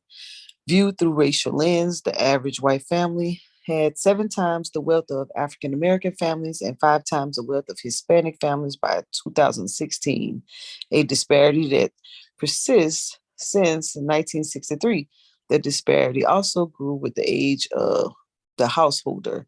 According to the Urban Institute, in their 30s, whites have an average of 147,000 more in wealth than blacks, 3 times as much. By their 60s, whites have over 1.1 million more average wealth than blacks, 7 times as much. These causes of these disparities are complex and several, but discrimination in the financial marketplace and the housing markets is a significant contributor.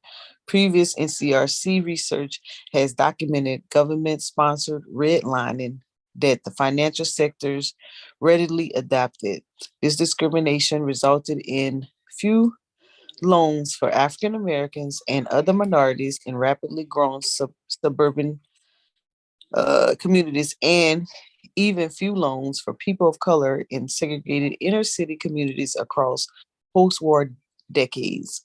Communities of color remained credit starved in the 1990s and 2000s, leaving them susceptible to high cost subprime and predatory lending that extracted what little wealth they were able to accumulate. NCRC and other researchers found that after controlling for credit worthiness and other underlying variables, African Americans were still more likely than whites to receive high cost loans that disproportionately resulted in foreclosure. And Listen. so, Oh, go go ahead. ahead. Mm-mm. No, boy, you said a mouthful, and I was writing down because I want you to keep on Oh, flowing. So let's go back, boy. okay. Okay, let's go back to where when you said advertising, like you said, of course they don't advertise this. People are like, well, Yes. why don't they advertise it? Now check this out.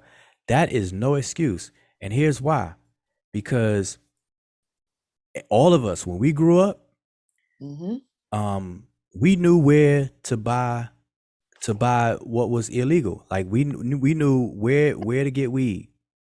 We knew where to get this. We knew where to get that. It wasn't advertised in the newspaper. Like no weed head or plug is going to take an ad in the newspaper. Be like, hey, you could buy this from me. I'll be right here at this corner or whatever the case is. But we knew where to go to get whatever. I only bring that up is because when people say, why don't they advertise this stuff? It actually is. You just got to know. You got to be in the crowd or that context to be able to receive it. You got to know where to look for those kind of things. Just like housing foreclosures. There's a whole community of people who keep up with that. Like they could tell you when foreclosures are going to happen, or when repossessed items from police auctions are going to happen. They don't necessarily advertise it, but on the other hand, they do. It's just that whatever we pay attention to and focus on is the issue with that. And then the second thing you brought up, or what I wanted to say, was we also had to be careful with any programs from the government. And here's why. For example, to receive certain benefits from certain programs, you have to basically diminish yourself. So for example, in order to receive, I'm gonna use a hypothetical because I don't know a specific example, but let's say in order to receive a $1,200 payout for this program, you have to declare that your household income is only this amount, like 15,000 a year, and by doing that, you're on record now at only being in that income bracket to where you will not qualify for some better things down the line. You see what I'm saying? So we got to be careful with stuff like that. These programs always come with a caveat. They come with some little strings attached, so we got to be careful with stuff like that. To put a pin in that part that you mentioned, or now I have run across, like we got, man, when I showed that South Carolina housing deal, there's several housing programs on here, and some of these you can't sell your house for a certain amount of years, and if they help you fix it. So that was like you said, there is a caveat to some of this. Yeah, there's catches, exactly. People better pay. Not to say that these programs are what do they call it? Draconian or whatever in nature, but people need to be careful with stuff like that. And then the last thing was, okay, if you can go back to the paragraph that you just read where I stopped you. Okay, I was right here. Yeah. Okay, wait. No, it's where they were saying African American. Right here. Family and 5 times the wealth of this family. No. Go down. Oh. I think. Oh yeah, right here. Let's wait a minute. No. Yeah. Okay, well, I don't remember. I don't see it on the screen. Okay, the reason I wanted you, I should have stopped you and try to stop you there. But here's the thing: we have to be careful of the wording of a lot of these things. Now, I know this is probably a news article, which is you get a lot of leeway, but notice how they switch from African American to the word minorities to the word people of color very easily. Oh yeah. And see, and that's as minor as that may seem. That's a huge issue when it, at least in the context of reparations, because African Americans and minorities are different. Even though African Americans can be minorities, but not all minorities are African American. That's and we have to understand that. And then people of color, not all people of color are African American either. And so we have to be careful with stuff like that only in the context of reparations. Now, if it's just a program outside of that context, then okay, it's whatever. But in the context of reparations, and I know this is not saying reparations, right? But we just got to be mindful of that and see what happens is, even outside the context of reparations, when we get so used to making these words synonyms, African American and minorities and people of color, then when it does come time for reparation conversation, we always let it slide. Yep. And that's what happened. And that's what actually happened with the affirmative action bill with President Kennedy and then Johnson. Because white women snuck up in that. Sure did. And if you don't believe me, they could look right up in the Affirmative Action Act, and they will see white women Yep. right up in there, getting advantage of something that was originally for what we now know as African American only. Yep. I seen that in the government contract world. The Yeah, white women. Mm-hmm. exactly. So so anyway, I just, those are three things I wanted to just kind of point out, Yeah. that And people I need to brought pay this attention to. and I brought this one up for, I think someone in the chat had said, what about institutions? Um, and I wanted to make sure I point out the fact that, well, some of the institutions, especially the lending ones, uh, actually, that's how they hid their responsibility to reparations in that Community Reinvestment Act. But they Yeah, don't put it out. You go into the bank to say, hey, I can help your business get funding, based on who you are, so to speak. They won't tell you if you don't ask. exactly, and that goes to my first point about advertising. All Mhm. these things are knowable, but it depends on what we focus on. And I'll give another for instance. Um, like for example, and I didn't know this until I knew it, right? Wells Fargo, anybody that banks at Wells Fargo right now, if you have a personal checking account and you decide to open a business checking account right now, they are Mhm. doing soft pulls on your personal credit to qualify you for a business credit card without you even asking. Oh wow. Yeah. And but they don't, but that's not advertised. That's not like in commercials or put out there anywhere. But if I was a person that always focused on finances and this and that, it's known in that circle of people. It's known. And I know it firsthand because I actually helped my daughter open up her first business checking, register a business for her, helped her with that, and with the business checking, and lo and behold, walked up in there, didn't even ask. They're like, hey, you qualify for a business credit card. I'm like, okay, let's do it. I'm like, all right then. Okay. You know, no hard pull or nothing. Mm.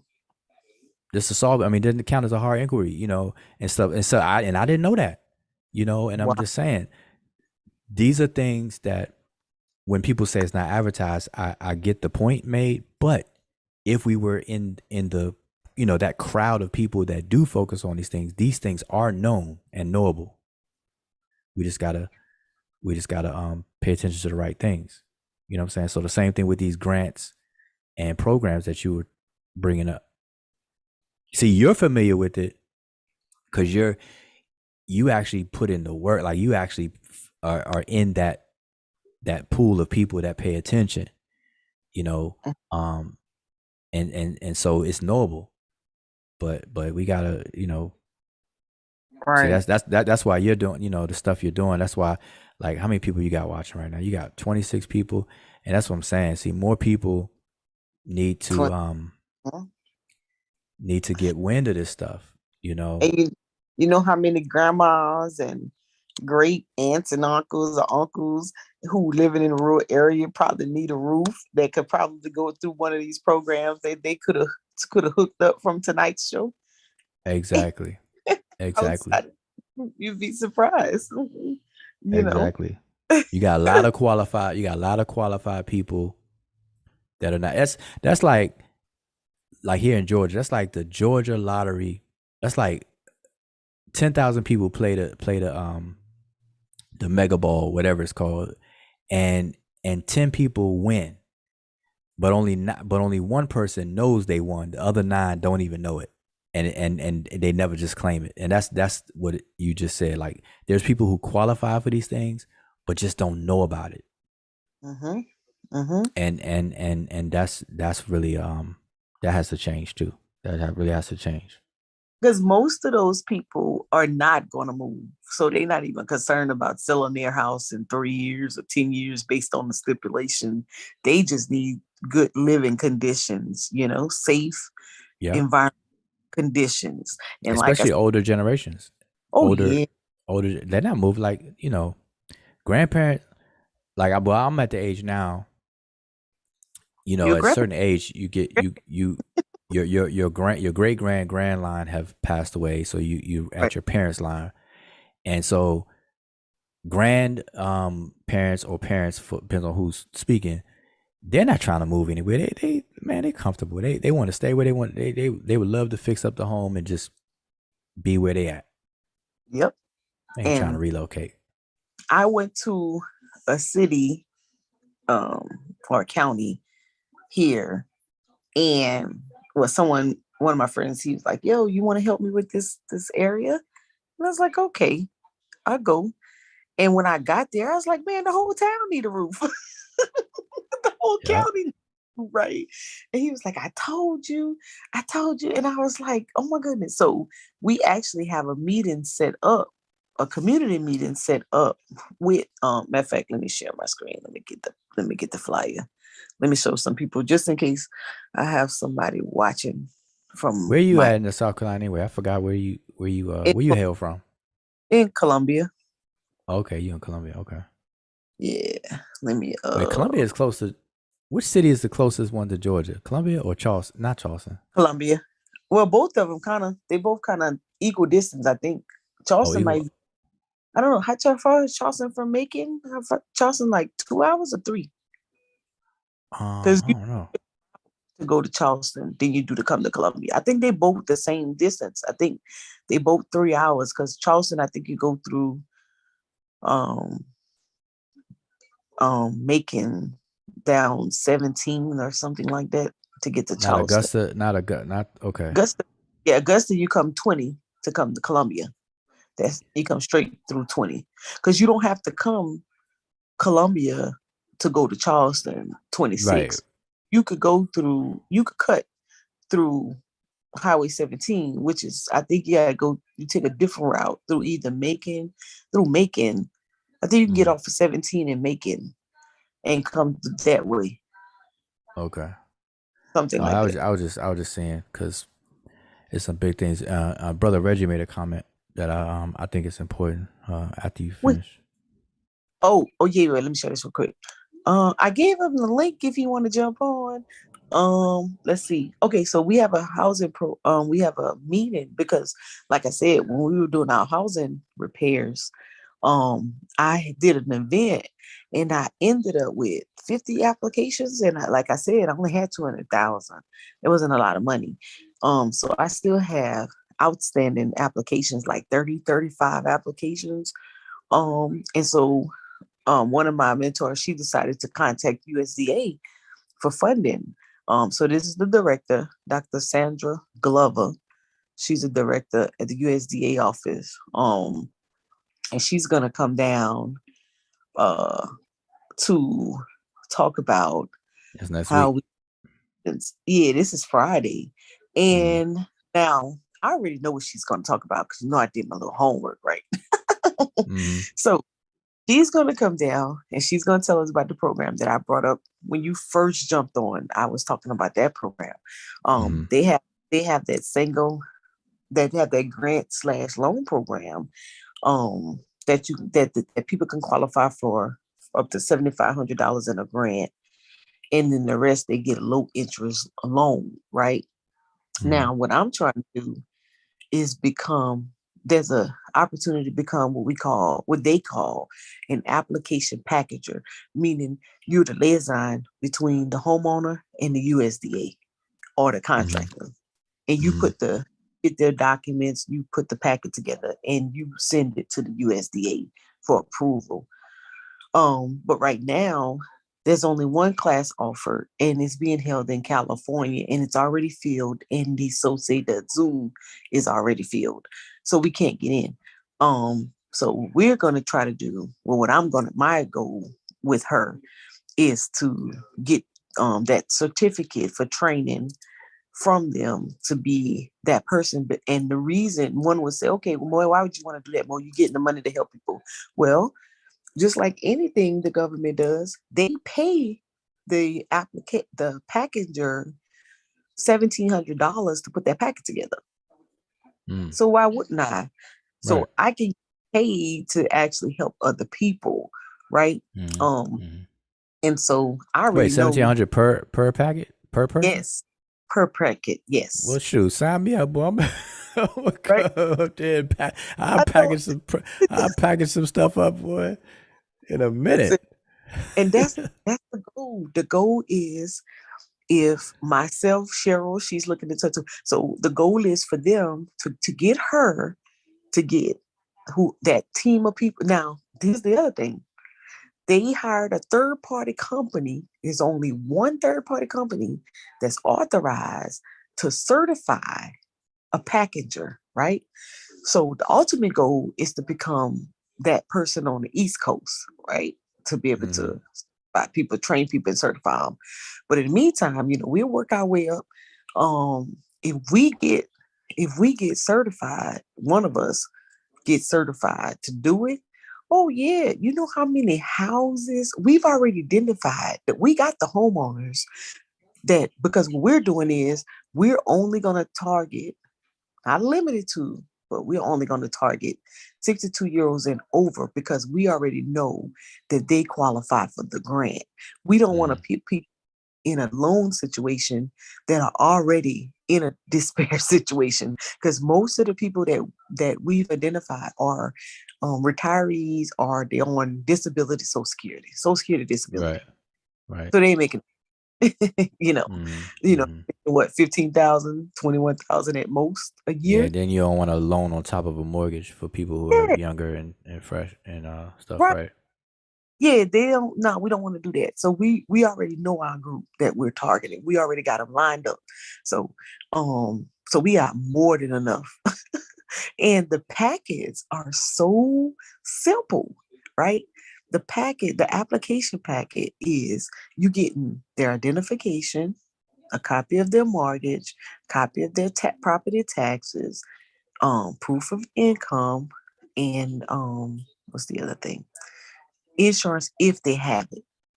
That's it. Well, listen, $1,700, boy. Sign me up. I will pack it. I will go door to door, homeowners. Like, listen, I got you. Yeah. I'll be And rolling so through as you South Carolina in a heartbeat. like, good job, where you coming out, bro? I need a chauffeur. Look, so we have the pastor who's involved. That's who I work for in this other company. Then we have this pastor, Darrell Jackson. He's also the senator. He's a senator for that district. And then Dr. Cleveland Wilson, I'm not really sure who he is, but Mm. Representative John, he's the representative in that district. And in I county think council, go I ahead. think that's a point. I think that what you just said kind of speaks to Reggie's comment in the chat. Oh, what he Um, say? well, earlier he said that they know about Jesus. The churches are stupid. They should be helping, but they're stupid. And so, I think it's important to know, like, cause I kind of I get what he's saying, but we have to understand the role, the historical role of the church. At one point it was way more than what it is now, but the one main historical role of the church was to be an information superhighway for the community. You go to Mhm. church and that's where you find out all the gossip, that's where you find out all the 411, what's going on, what's the benefits of doing this, what programs are available, and blah blah blah blah, along with obviously the belief system. But within that package in there, you did keep up with all these kinds of things. And so the fact that you mentioned, I think you mentioned a couple of pastors and Oh yeah, stuff, and 1, 2, 3. and it's good that pastors, ministers, bishops of whatever churches invite people to their congregation to be able to speak on these things, um as as we once did in historical times where people would congregate at the church to find out all this stuff. So, you know, we could, the belief system is what it is, but the camaraderie, the networking, and the community aspect of the churches is what we can leverage and take advantage of. Oh yeah. Yeah. Now, I'm gonna tell you, these pastors right here, please, we do so much. We have um we have an opioid clinic open to the community, our community wellness center, which is a health clinic, so to speak. Um, oh my God, I could go on and on about these guys right here. Listen, don't nobody even want to put their track record up on them because they gets it in, and they when they got their nonprofit outside of the church that's doing things for the community, they cover almost every basis. The youth, we give. Hold on, let me show you, because you gotta show some people that everybody is not in the boat of not helping. Let me show this right here. This is a holiday food box that we do. We get about 600 food boxes in the community, but they using their nonprofits for the purpose of helping the community. Like we just said, let me show you. I'm filled up. Let me see if I got a picture. This is what the boxes be looking like. So they do this right here, these bags right here, every Friday. Do a drive-by, food drive-by that in the community they can sign up to get. Let me see, where's the other little thingy? Oh my gosh, what we don't do. I know people be like, how you get involved with all this stuff? My That. part, the housing Mm, part. And I'm not even a member of their church. I actually do the contract stuff, the government contract stuff with them. And then I started doing some volunteering. And then I kind of got over this housing piece right here. That's how I get in with it. But what we've done, what these pastors and representatives have done is that they know the programs because for one, they're in the House of Representatives, sends up to state. So they communicated down to the organizations that want to be a part. We pick up the volunteers that want to be a part and we go out and we make it happen. And that's just pretty much how most of it goes. So from feeding to, housing repairs to medical, man, you name it. Um, yeah. I I think mean, that yeah, see that's work needs to be done.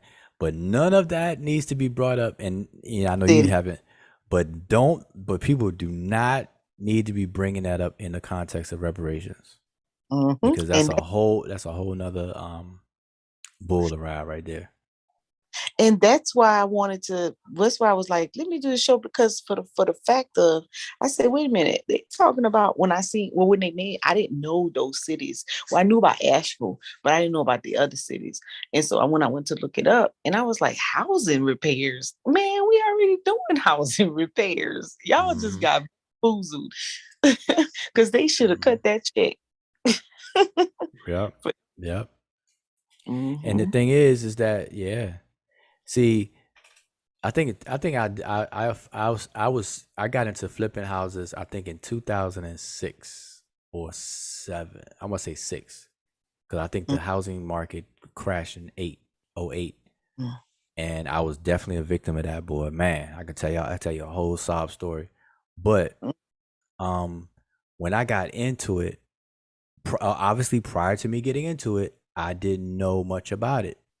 But it's all depends on who you rub elbows with. What highway of information do you switch into and drive in? And once I got exposed to the information, boom, I looked into it, got Mhm. involved, and I walked into a situation where banks that own properties were either repossessed, foreclosed, or whatever. They had a list of inventory of homes that they just needed people to come in with decent credit, and they will lend the person the money to buy the house from themselves, and then on top of that give a rehab figure. So I remember my first project was a $60,000 house with a $30,000 on top of it rehab loan. So it was a total package of 90 grand. Mm. And that was my first project. And guess what? I walked in there with no money down, no nothing from nothing. I literally walked in there Wow. butterball naked, and walked out with a $90,000 deal. 60 Wow. for the house and 30 for the rehab. Now anybody that knows rehabbing game, they put that in escrow. They put the 30 in escrow, and you Mm-hmm. you you you get from it withdraw, through draws and stuff like that. But I know the only reason I'm bringing this up is because prior to me even knowing that, obviously I didn't know. And then when I rubbed elbows and got into certain crowds of people that's what they talked about, I was like, yo, all right, let's do that. And I walked into the bank in Georgia. Matter of fact, it was Omni Bank, and Mm. walked in there. Matter of fact, walked in there. It was I wasn't by myself because I don't make it sound like I did this by myself. Right. But we walked in there. We met the vice president of the bank, the president, and in that same building they had the underwriting. They had everything was in the same building. So we was upstairs, showing a list of properties, given opportunity to drive around and go see the properties and pick which ones that we think that we could work with. Come back, choose one, and go right downstairs to underwriting, and bam, deal Mm. done. Wow. But I'm saying this to say that this kind of stuff happens, but you got to be in that information highway, to deal with it. So there's a lot of opportunities out there that if people don't know, they will characterize it as reparations when it is brought up, when it's really not. These are things that exist. These are things that we could do right here, right now. It's just that we don't know enough about doing it or not exposed to it. And so it's unfair to take advantage of that ignorance and style things as reparations when they already exist. They already, these are things we can already take advantage of, to improve and do this and that. Chuck wants you to repeat what you said about Wells Fargo in reference to business. Oh, okay. So right now I don't know when this could end because it's not something that they put in commercials or anything like that. But right now, Wells Fargo, if you bank with them on the personal side, if you have a personal checking or savings or whatever, and you start a new business and you open up a business checking account with them, they will do a soft pull on your credit to qualify you for a business credit card. Even if you're approved all the way through, it's still not a hard inquiry on your credit. It is a soft pull. And so I'm telling everybody that I know. And I know this for a fact because it happened when I helped my daughter with starting her business and opening her business checking. Yep. So they're doing a soft now obviously whatever they're looking for to qualify you on your credit report, it is what it is, but it's a soft pull and you don't even have to ask them. They automatically do it. And if you qualify, they're going to tell you. Cause I'm sitting there. I didn't ask them none of that. I'm up here just trying to get the checking account open and whatnot. And they're like, oh, well, you qualify for a business credit card. I was like, cha-ching, all right, run it. Let's do it. And I know when I was at True, which was BB&T, Truist, now Truist, when we put that 200K in the bank, she was like, y'all need to get a business credit card. I'm like, wait, what? Well, I don't need no credit card. And she was like, because oh, are you? But this for the nonprofit. No. Not when Oh, I'm dealing with right. money. Oh no. No. Yeah, you're right. You're right. We got to write checks. But we did it anyways. But I didn't. I secured my card. But we didn't use them because when we have the grant funding, we have to write checks because that's one of the inspectable items back to them. You don't want to get caught up in the credit card thing and putting the money where they're gonna think that you moving the money around, all that extra stuff. Right. But yeah, I was just looking at Wells Fargo deal. Peace, power, and profit. Reggie, what's up? Hey, peace. How are you? Can you hear me? Uh-oh. You're a little low. I don't know. Is this me? Nah, he sounds like he's in the back. Can you hear me now? It sounds like you're far away from the mic. I am close, so I don't know. Let me just see if I can turn up my mic. But y'all can keep talking while while I figure this It out. sound like you in the back room. Sound That's like he's crazy. in the other room. Trying to see something. But yeah, Um, Chuck Morgan, check it out. Ask questions though. Just make sure it's not a hard pull. But I'm just telling you from experience and others. Like I know other people that this happened to, so I know that it's definitely something that they're doing, for sure. Now, how long they're doing this, I don't know, but it's definitely a soft pull. And I can tell you, I think they're looking at um and see they don't disclose this kind of stuff, but they're looking at when they do a soft pull, and again it's a soft pull, not a hard pull, so you're not gonna get an inquiry on your report, but I believe they either using Experian to make their judgment or TransUnion. Mhm. And if you maybe I think it's a 640 and up, man, you're gonna get it. Now the amount that they give you is obviously gonna depend on your whole profile and score. Right. But in terms of getting it, yeah.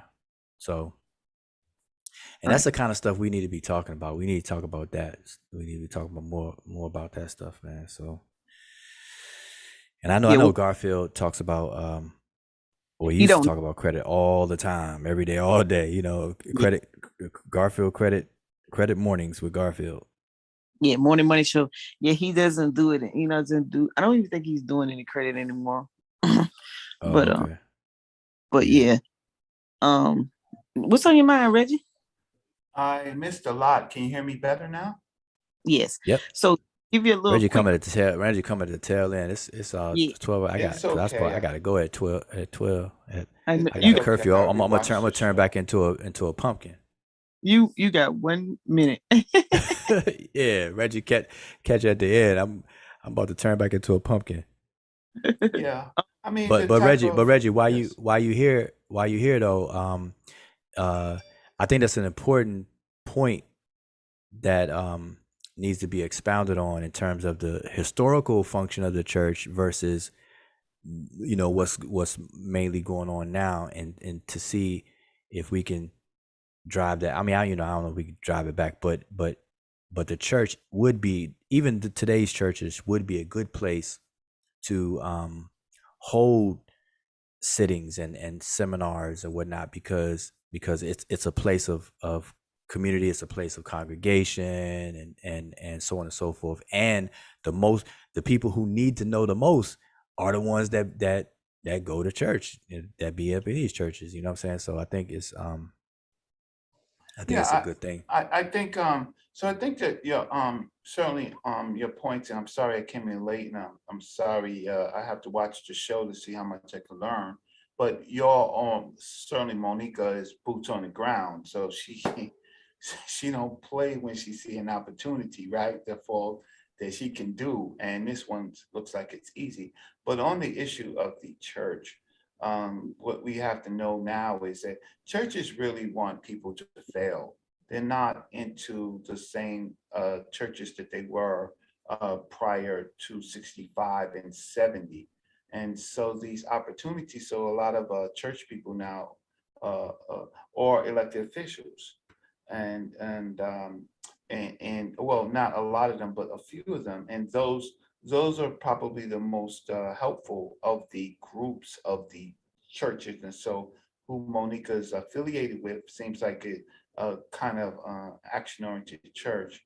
My comments is just generally on the issue of um, um, reparations. We just don't seem to be smart enough.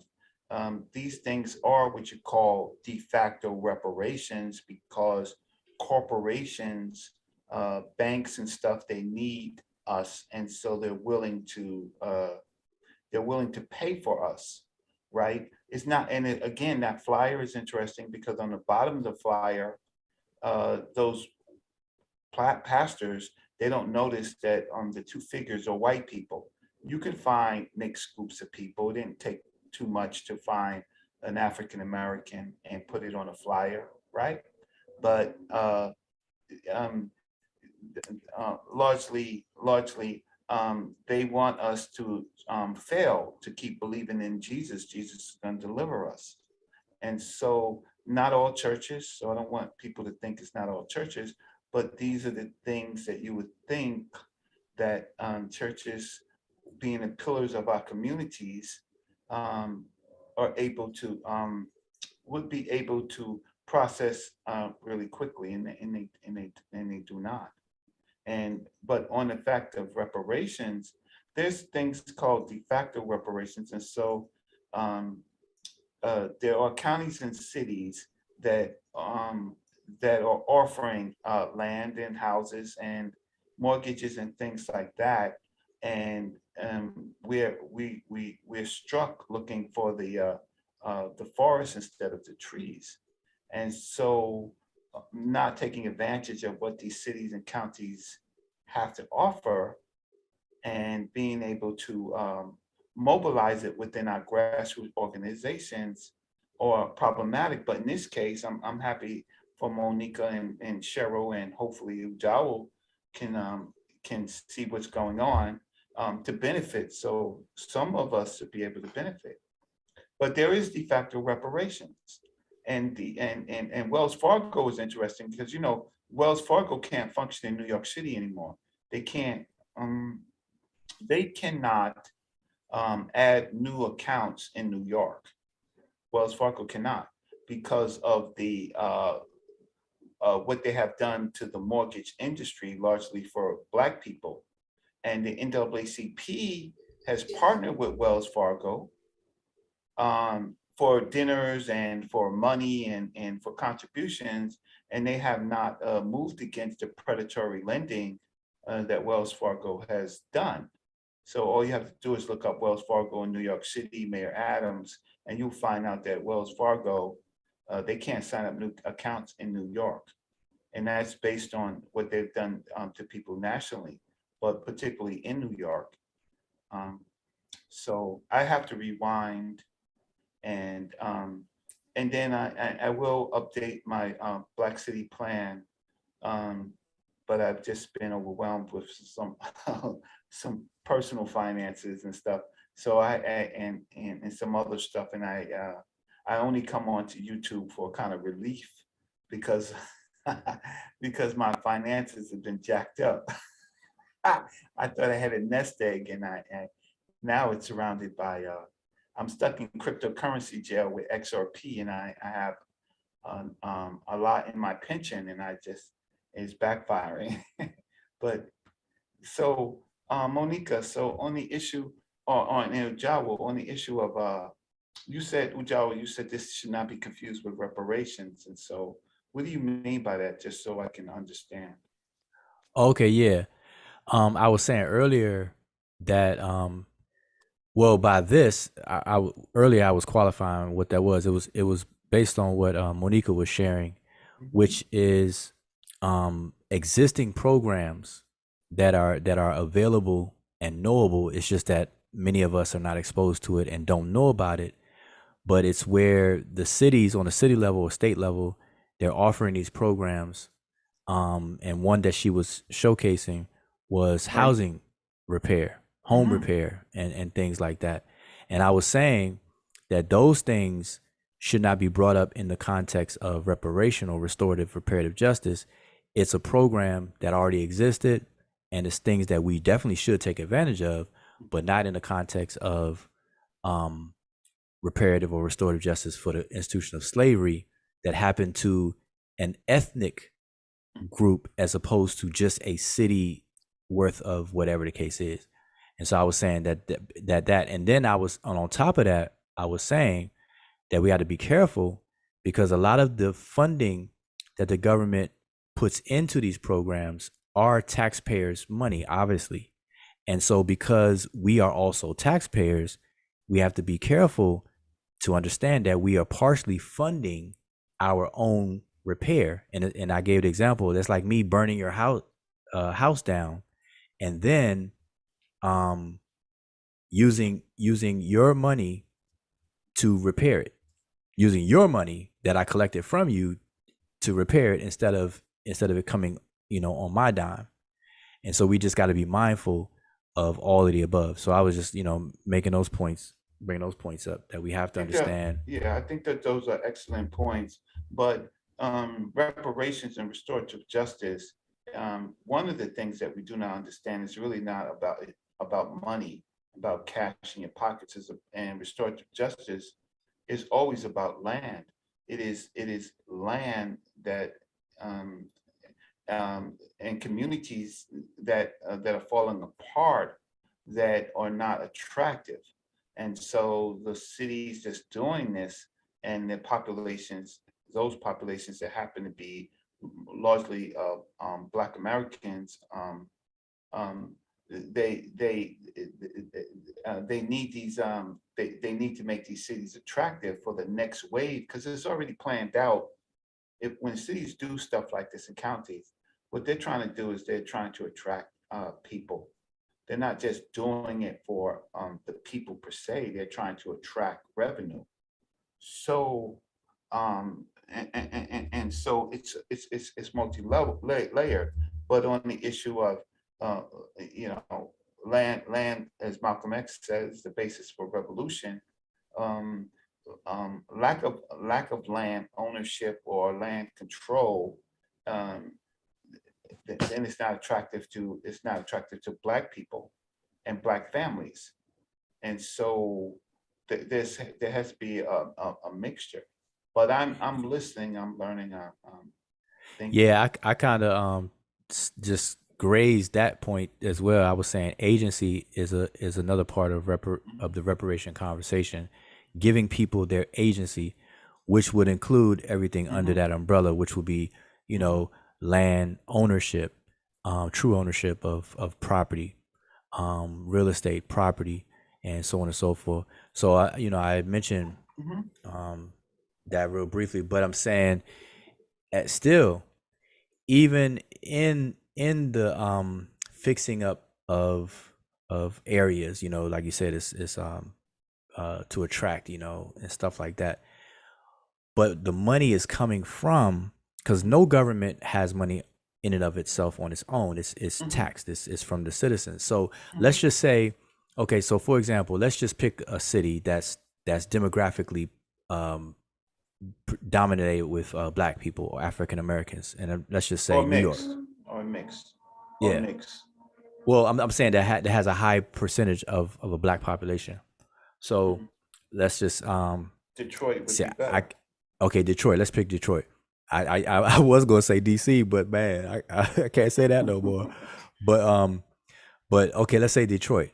So if the city of Detroit puts has a program that's gonna fix up X, Y, and Z, the money that's going to go into that program came from the citizens of Detroit. And if Black people are already citizens and have been paying taxes Mhm. um, for X amount of time to generate the government's money, then it's the people are funding their own repair. And In turn, that's the beautiful thing about it. And so that's why we haven't been smart enough to understand the power of cities and counties, because then we get a chance to um, create our own wealth in the context of land, and but then make it attractive. Uh-huh. but the only pushback. This is the argument among reparationists. People who are advocating, although that's great, Mhm. right? It's not defined as restorative or reparative justice, because the country, because of the institution of slavery, the country was built on the free labor of enslaved Africans and their descendants, right? And Mhm. so for the descendants of those same people to Mhm. put money into a kitty Mhm. to fix their own place up is completely different than how the place became the place in the first place, because white people did not have to fund their own build.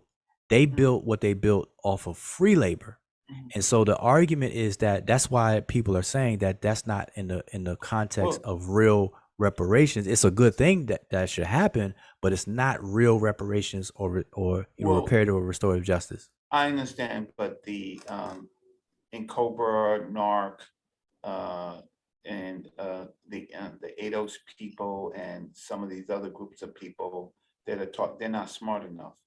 See, the fact of the matter is, land is wealth. Land is security. Land is something that you can remortgage. Land is acquiring land and controlling land is the basis of American economics. It's bigger than the gold standard. And so what happens in our communities like DC, which you brought up, right? Not understanding, those people weren't smart enough to control the land. So now the land is, now other people have moved into DC, and they're doing eminent domain. New York is famous for that shit, eminent domain and stuff like that. And then you find out that it was always land. Land is something that you can securitize. And so without land, you're just a renter. And so you're paying in your own land that, and so restorative justice is always about land ownership and making the properties attractive. And so you can, and so when our people own it, then they can decide how much they want to give. But if we let it go, so if we have all this property that with dilapidated buildings like Detroit, ultimately the government moves in. They've already decided that they was going to do this, and they will snatch the land, and then you'll see universities build. You will see other industries built, and you'll say, "Wow, wow." And then sometimes there's the lucky few, the lucky Black person who owns a couple pieces of property, and who never let it go, and they want to build something across it, and they have to pay that. They have to pay that person for it, or do eminent domain, where they give you. Yeah. So you're right. It's just that the people who are talking restorative justice, all they're really trying to do is wanting to be like Monica thinks. They want to be the procurers. They want to be the person who delivers the grants. They want to be the people who control the grants. They want to control that. They're not smart enough. Then Cobra and Yeah, you're not gonna get any pushback on there, because all the drama that have over the past 3 years, the argument, fussing, fighting, childish back and forth through Twitter, YouTube, and stuff from these groups is just it's disappointing, and it's an embarrassment, And I'm like, because I was knee deep in the information of it and the beauty of it, but man, it's a turnoff. Yeah. But I have to it's 12:15. I gotta roll out, but Thank you for I appreciate the conversation, but both you and Monica, you and Reggie, but Monica, definitely, man, keep doing what you're doing, because I know you are definitely when people see you remember that commercial, when EF talks, people listen. Remember that commercial? Yeah. Listen, listen, we need to make that. We need to make a same kind of slogan for Mo, because when you think seriously, when you think of when I know me, I'm speaking for myself. When I think of you, I picture a person who is about getting that work, because I see you do like you, like Monica is an action verb to me, because no matter, because I catch glimpses of like your Facebook posts or whatever, and I could tell that you're busy, like you're doing something, and what you're doing is always, something that's forward moving. You know what I'm saying? So that's what I'm saying. That's why I be like, man, contract work, hard work, contract work. I'm crossing the T's, dotting the I's, getting it right. And guess what? Most of our people can't do it. And some of the people like myself, somewhat in the wrong field. I'm grateful for the information that I give, but it's how can I say, it's just information. It doesn't really turn into stuff. I have to go and sell something or do something to make money. And I don't know how long I'm going to continue to do this, but you were right about Monica, well-trained, the military. She got that discipline, boy. she got the skill set to wake up every morning, I and bet you. I then bet you could drop a dime on her bed sheets, and that junk will pop up in the ceiling, boy. right. So He's so yeah, quiet. so that's exactly right. Not And so we don't have and so most of our people, that's the Jesus thing again, and the Allah thing, and the more thing and stuff like that. A lot of talk, and even in the Kemet people, a lot of talk, a lot of selling, but not necessarily. Not, I'm not saying not all of them. I'm saying Jabari is very industrious in what he does. The rest of the people are, a lot of the other people are just suckling people on there wanting to go to Egypt, wanting to go to Egypt and willing to pay $3,500 when you can catch a flight to Egypt for less than $1,000 from any major city with an international airport. But you want to pay $3,500 of your money to go and have somebody who don't know shit, who can't read the Medu Neter, talk to you about stuff that Ojawa does every They damn gonna show day. you. They gonna show you Allah in the glyphs. See, this is Allah. Yo, Or more, or yeah. And so I, this conference, One Africa conference, and all child, this you stuff, better go. all of this stuff, and I'm unfortunately we only have 36 viewers on here, but this whole thing of going to Africa, going to Egypt, which is in Africa controlled by Arabs, charging people $3,500 for a conference, and then that didn't work. So now they're gonna live stream it. But I get in trouble for saying this, but I'm gonna be honest, right? Um, Very few of the people that's on the conference when they were going to Egypt, except for Infidisi, and he's only really one person, maybe Ashby's wife, is definitely qualified. But the rest of the people is just regurgitating information, and just happy to be in Egypt and continue the stuff. Um, Not a sore. huh? Uh, I, a, s- a s- listen, I ain't gonna talk bad about SAR. I'm talking about that's my cue to get off get off let the show. No, I ain't gonna, because Asar is Nah, I'm not just messing. Asar I'm is just not a messing. planner. He's on the conference giving some me information. ask you this, but let me Yeah. ask you. Let me ask you this though. Um, but people are attractive. If people are attractive to what they have going on, we can't get upset that they can attract a crowd to mobilize and fund their vision. I mean, that's like we can't get upset with them because No, we somebody can. We can interested. because You know, we I can mean, because you can can just go to Seshmedu Necher, and you don't have to go to Egypt, and you can learn a lot of important things about the language, how the people thought, and then and then what they've done is they use our good work and our labor, right? Um, and so yes, we can get mad, and I get mad, and most people don't like me. I don't care about I don't care about those people because I know what it's really about is really selling tickets. But the hard work that you're talking about today, and what Jai was talking, and the other people just in the chat, is actually making things work for Black people if they're does. willing to open their eyes, huh? Well, they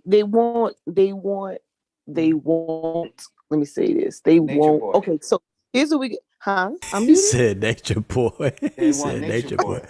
No, but you know what? Yeah, Hold up. you know, I Nature Boy let me. got I just 91,000 wanna. I subscribers. just want to So, give my yeah, piece, cause I yeah, definitely yeah. have to go.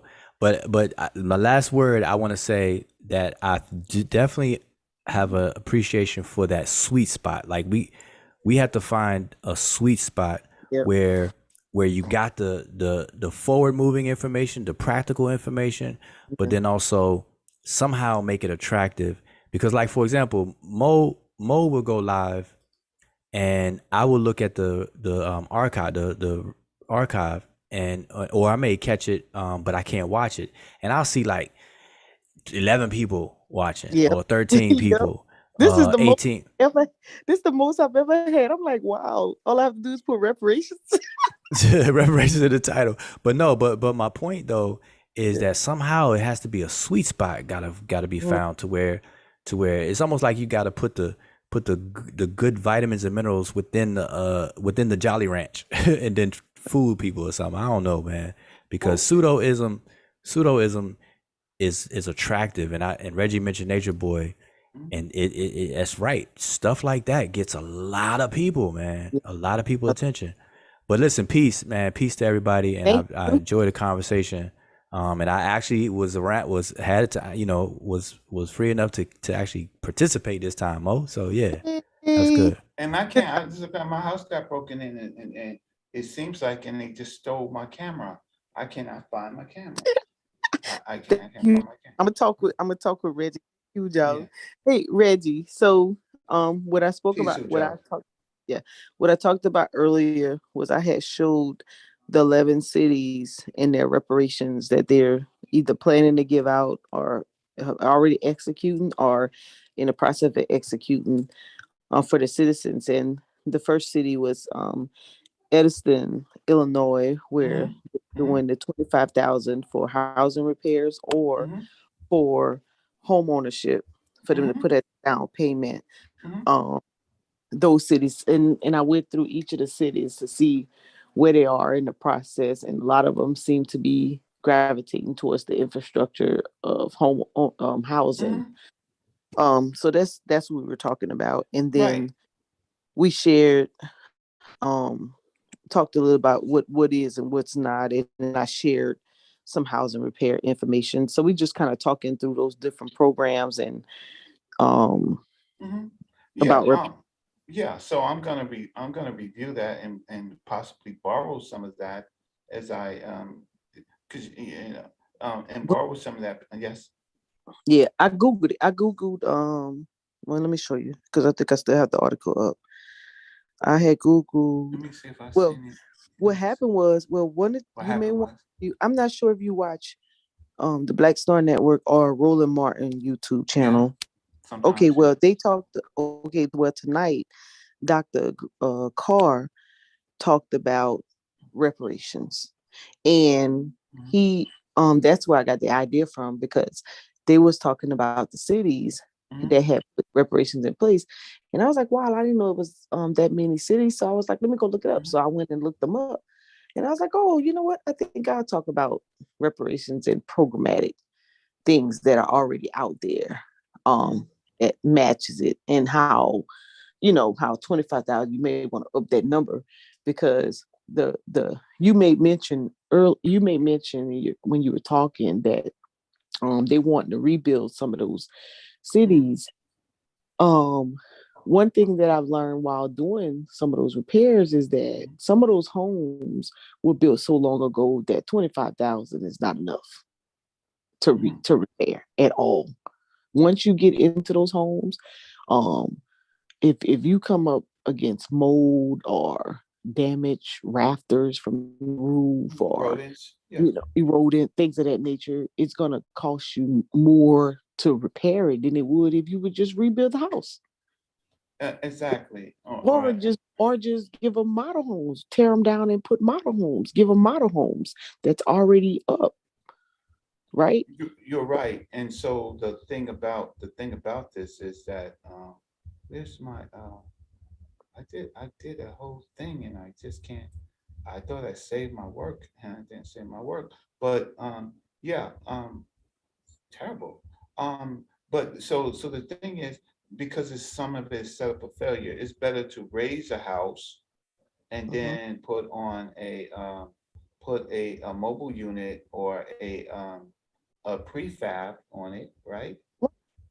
Than it is to actually try to rebuild something. And so with 11 Right. cities, yeah. While you But while you're looking for that, and the reason is because the homes were built so long ago. By the time you try to find fixtures for the home, correct. those are no longer in the stores. Now they have to try to remake things to fit into an equation. You know what I'm saying? Right, they're not smart enough, and so, but the major thing is, like I said, is really the land. So what they want to do is, it's like in New York, they were selling houses so called for $1, but you have to secure a mortgage and buy the equipment, and then you buy the equipment, and then the crackheads will come in and steal the equipment right out under you, right? It was Mm. it was meant it was meant to fail. Most of those people, they weren't able to complete the project, and then what happened is, then the city comes. Well, they found a way to give some to some black folks. So what they Oh, was doing is auctioning off the land, right? And so then and they would let those buildings sit there, until another period where, like, Abyssinian Baptist Church created a foundation, or a development, uh, and I actually worked with the head of it for a quick second, Karen Phillips, and then they were able to now they were able to secure bigger money, and then largely they had a lottery, but they had a lottery, and a lot of people from the community was able to buy these houses for about 150, $170,000. Now those houses are worth a million plus or more, 2 million, 3 million, 4 million, and but it was only for a select few, where the other groups of people were able to amass much, much more. So Monica, the funny thing is, you should secure those contracts. You should uh-huh. package it. You should make that money. But it's really for failure. It's really about the land, and they know older people. They're not going to raise their house. They're not going to knock it down. They got too many memories in it, right? But Hmm. then there are prefabs that you could put up. Watch this, on the same block of land, you could probably put up two or three prefabs, right? As long as in areas they're hurricane proof and tornado proof and stuff like that, and then rent it out. So instead of having one house, you can have one house that you live in and another house that you collect rent from. But that's not the plan. The plan is to try to fix up a house with a little bit of money, right? And then guess what? Fail, because it takes work. And then what happens is the contractors come in, and then all of a sudden new immigrants are coming in, the Mexicans are coming in to do the work, not black folks, the Mexicans, and then it's all stolen. um, so there's these processes that you have to look at. But for you, because I love you, I don't care about, I pick and choose the people these days. But for you, you should make as much money as you can packaging, but do know well that the plan is already meant to fail, because $25,000, $50,000 is not enough to Oh, I restore know. a house, huh? Oh, tell me, I know. That 25,000 is Evanston, Illinois Mhm, plan. That's mhm, theirs. They got that out right now. Um, to reparations in that area. mhm. And people That think that that's free money, and it's not free. It's only free money to get you started. But then, guess, you have to, once you go into the program, then what happens is that now there's building codes. You're not going to do the work yourself, right? oh, Um, huh? Say what? gotta get a general contractor. That's correct. And just for the general contractor to look at and give you an estimate is about $5,000, $7,000, right? Right. And they're not smart. They want to do something. They're just not smart enough. The issue is, it's the land, and so when you have the land, then you can put up you can put up prefabs and mobile homes, Mm-hmm. and things like that. Um, and then you can have, what do you call, residual income from from the building that you put up, right? Yeah, So now that's the economic plan where I can make money for what, you know, benefit from it versus patch it up. that's exactly right. But who wants to who wants to talk about that, right? Logically, like so. Roland Martin, Greg Carr is a friend of mine. He doesn't return my calls, but I love him. Um, Dr. Carr? yeah, Dr. Greg Carr. Now you have to know I knew him for 30 years. I knew him before he got his PhD, right? So I was in the and, and he was in I think Ohio State or something like that, and him and Mario would, and then they went to Temple. They came from they were in Temple University. He's a great scholar. Reminds me of Dr. James Turner, of all the scholars. Um, but but they need a the problem is why aren't they selling the fact that it's really about the land and what you can do with the land. And so I would rather knock down a house. I'd rather knock down an old creaky house and build a modern structure on it, right? Uh, Mm-hmm. than to act like we should say this is a great thing that's happening in Evanston, uh, Illinois. They just haven't. We're just so happy to think that we're getting something, and we're not getting anything. Right. Right. But And you, yes. seems like a few of the other cities are going to try to follow in their footsteps in reference to infrastructure or housing repairs, housing disparities. Um, and they're paying for it by 3% recreational marijuana tax, sales Mhm. tax. Mhm. So that's what Ujao was saying. You know, you're funding your own reparations, and that's not reparations. Because we don't have right. Well, yeah. So that's the trap. We don't have in Cobra and Arc and all those people. They're just Mm-hmm. not smart enough. They're not planners. They're not thinkers. What they're into is the hype, and so and to put themselves into again to be the procurers, the grant deliverers, and stuff like that. But the fact of the matter, what is feasible? You have an acre of land, right? A half an acre of land. What can you put on a half an acre land to make revenue? Can you put a house on it in a store, right? Can you do business? Why? I mean, why is it just to live, right? Yeah. And but the city planners know, well, you can't say black people, we didn't give you these grants, we didn't do nothing for you, and you wasted your own money, and now we're gonna come and we're gonna build a stadium, or we're gonna build a golf court, right? Or we're gonna bring in a group of builders, and like all like Delaware, they have You all have, these. you got a question in the chat. They said, Brother Reggie, is the 2017 revision of this Black City Plan your latest edition, brother?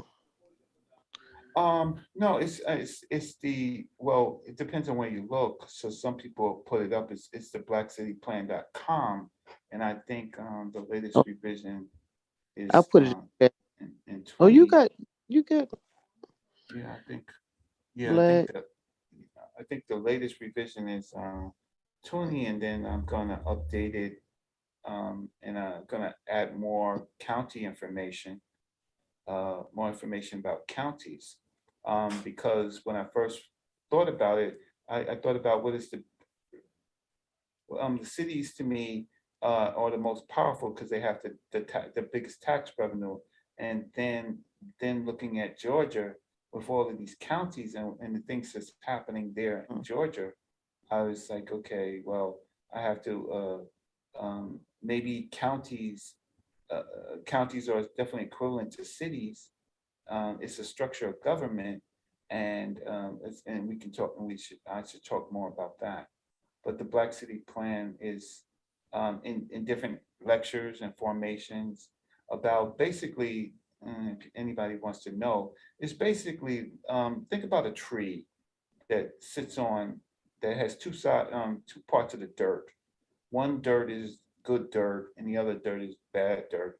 And the bad dirt is, on this tree is full of corporations and taxes and Walmarts and utilities, internet, taxes, right? Comfort things, food places, centers, and stuff like that. And every time you get a salary, no matter what your salary is, this bad dirt automatically gets your salary, right? What is the good dirt? The good dirt is, programs that we could put on it, on the good dirt side, through things like food centers, uh, things like, land development and things like that, things that, Black people can control. I'm sorry, I'm not looking at my, paper right now, but the, let me just look it up and so I can describe it better. Um, but on the good dirt is where we can actually, where we can actually thrive. The bad dirt is when Walmart comes in and Black stores, uh, get absorbed and Black businesses get absorbed and corporations get absorbed. All of that, all of that is bad dirt. The good dirt is the dirt, where we could, have economic empowerment on. So let me just pull us up. And I just want to look at something real quick. I did a good show, I think, on Happy Films, where I Okay. talked about, yeah, where I talked about, let me just see if I can pull this up and see and tell you what's in a healthy soil. So in the, so on the unhealthy soil is basically the white tax, right? And the white tax takes a large percentage how much we pay in rent, mortgage, electricity, water, um, all of that stuff, and it's all that's preconditioned, right? The, the good dirt is what it is, all, or the healthy soil is all the different things that our great, teachers taught about empowerment, right? And so in that healthy soil is, empowerment, us owning our own businesses, us, using the land for headquarters and things like that, using the land for, education, um, to offset the, uh, and to offset the bad soil. So one of the important things is what you call a municipal enterprise. Municipal enterprise, most people think about a municipal enterprise as, um, like the police department is a municipal enterprise. The people that write tickets, sanitation is a municipal enterprise. All of those are, what you call municipal enterprises. But what but but understanding, what we have to do is we have to use our tax dollars in municipal enterprises so that the enterprise, so the city funds, um, businesses, right?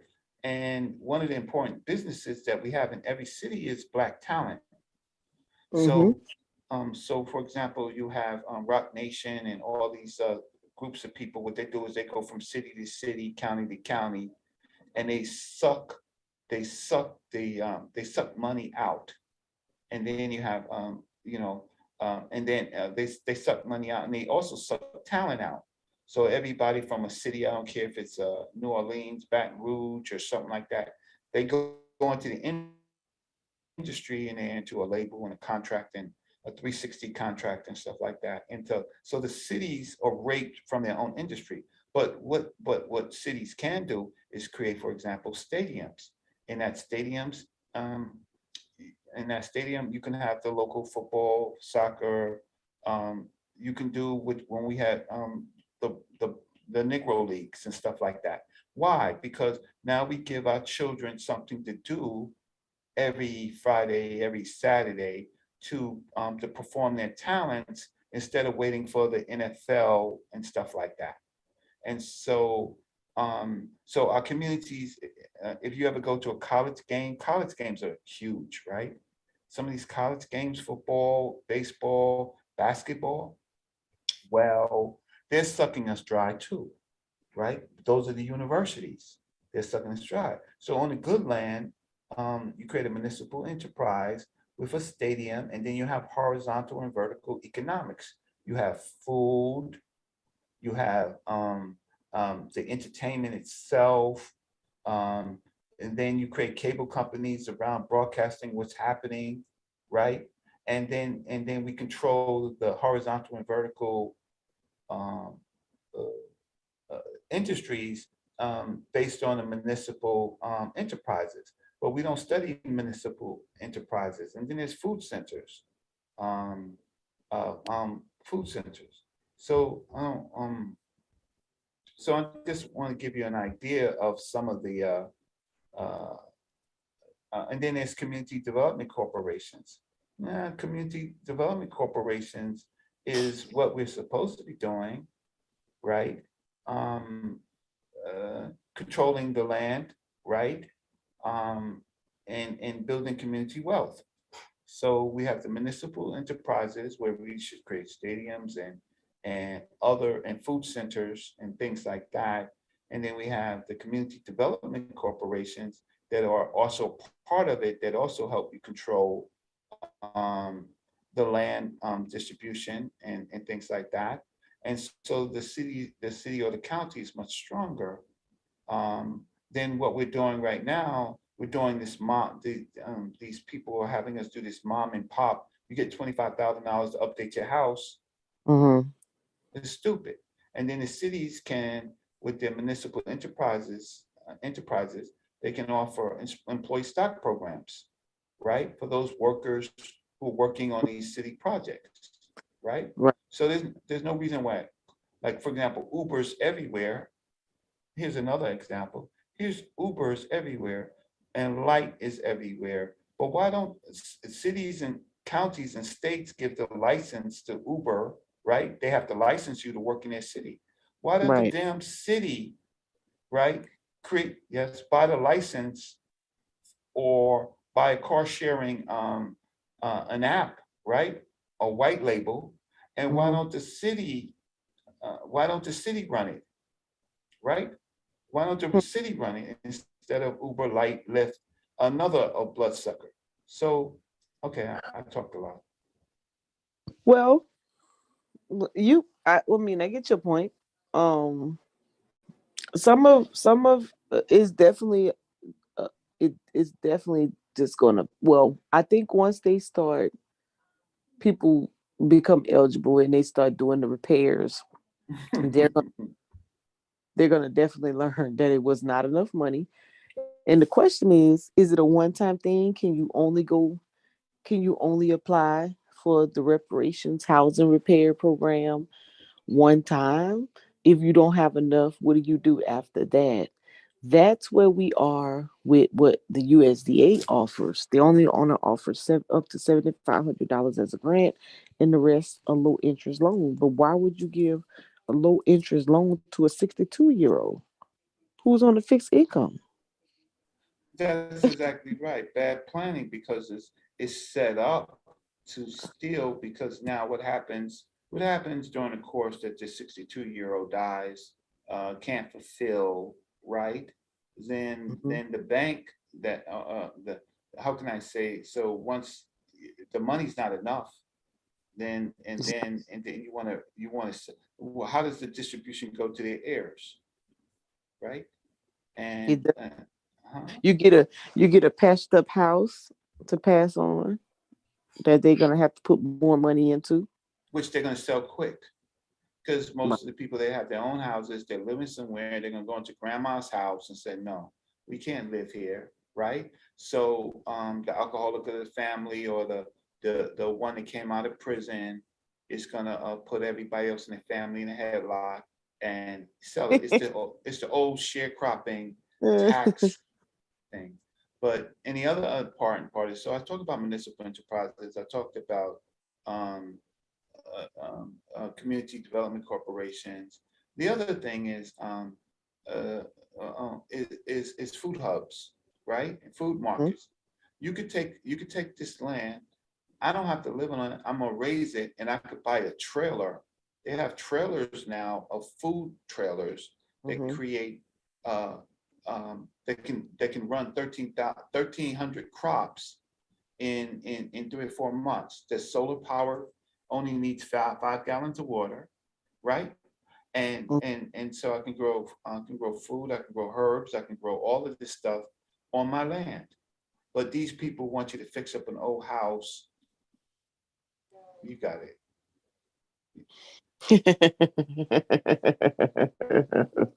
You got it. I mean, a food. I mean, you can get it from China for about less than $10,000, and you can grow 1,300 different crops, right? Right.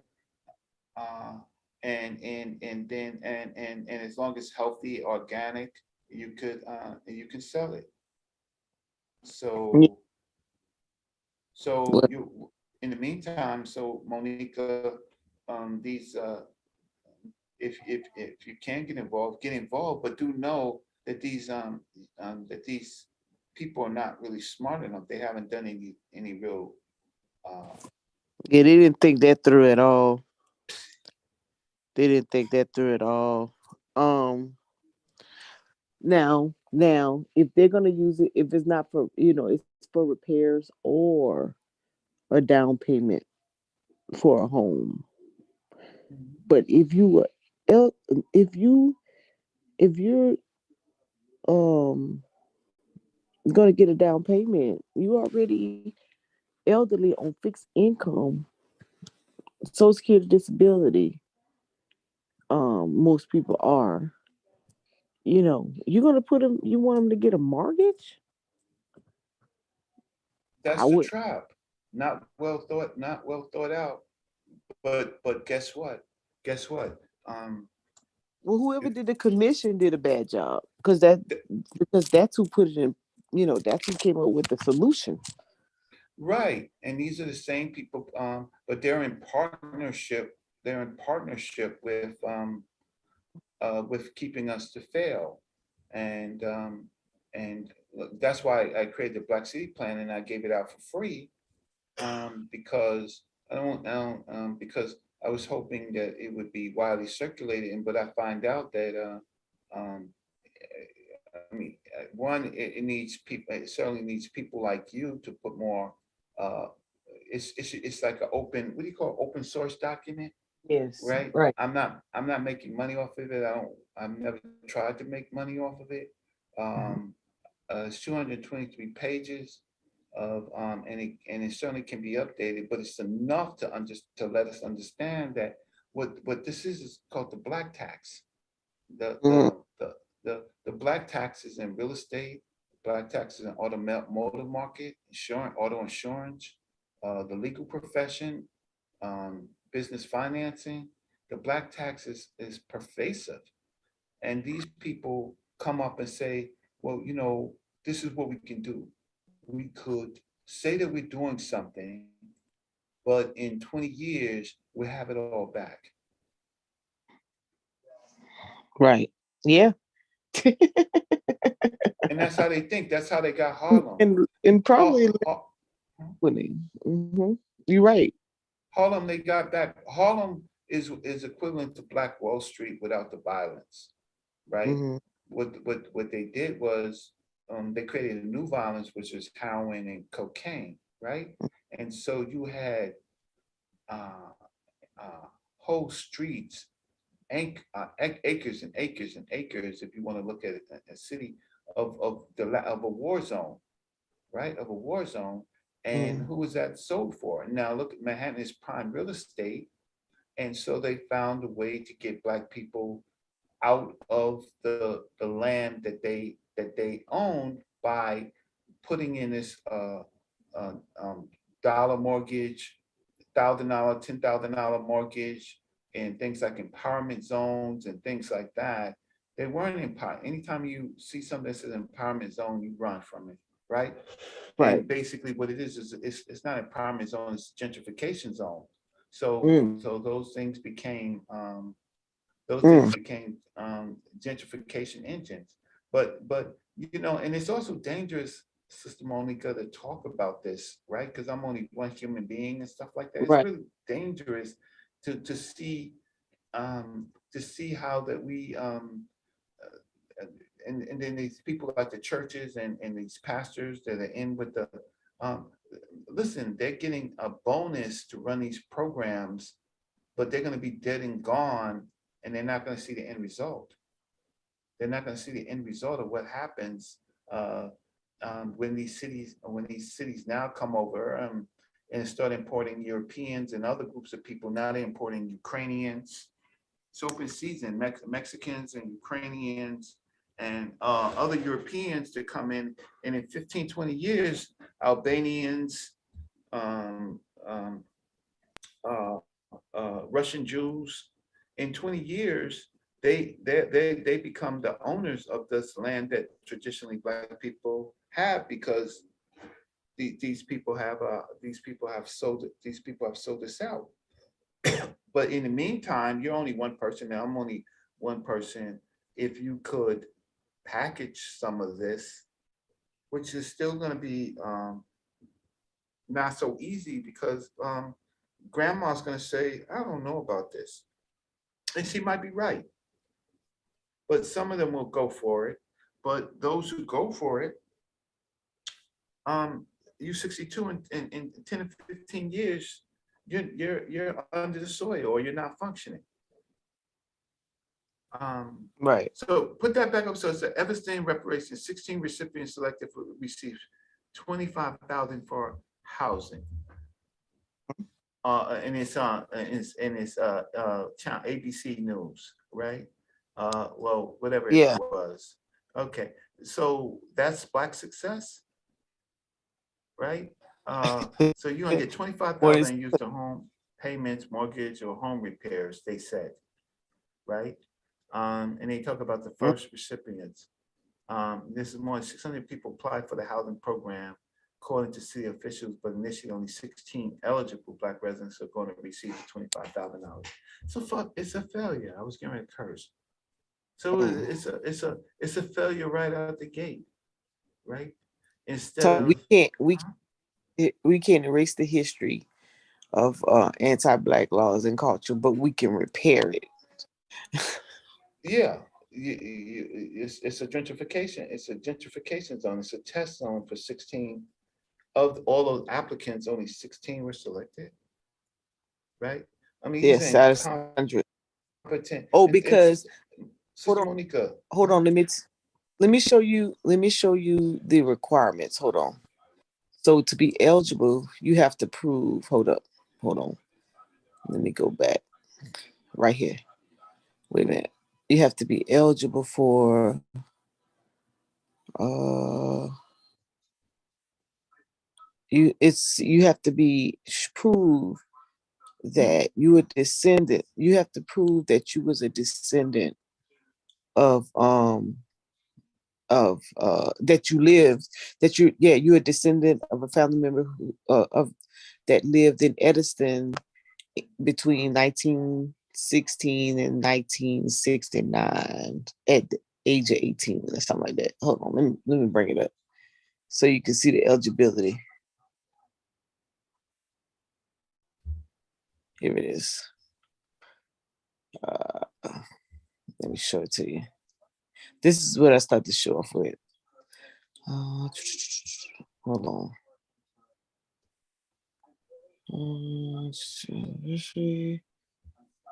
Um, hold up. That's not it. Oh, they even show the people. Mhm. They're happy to be there, right? Take a camera, uh, put the newspaper. housing grants, 16 recipients. So hold on. Let me get the article. Oh, here it is.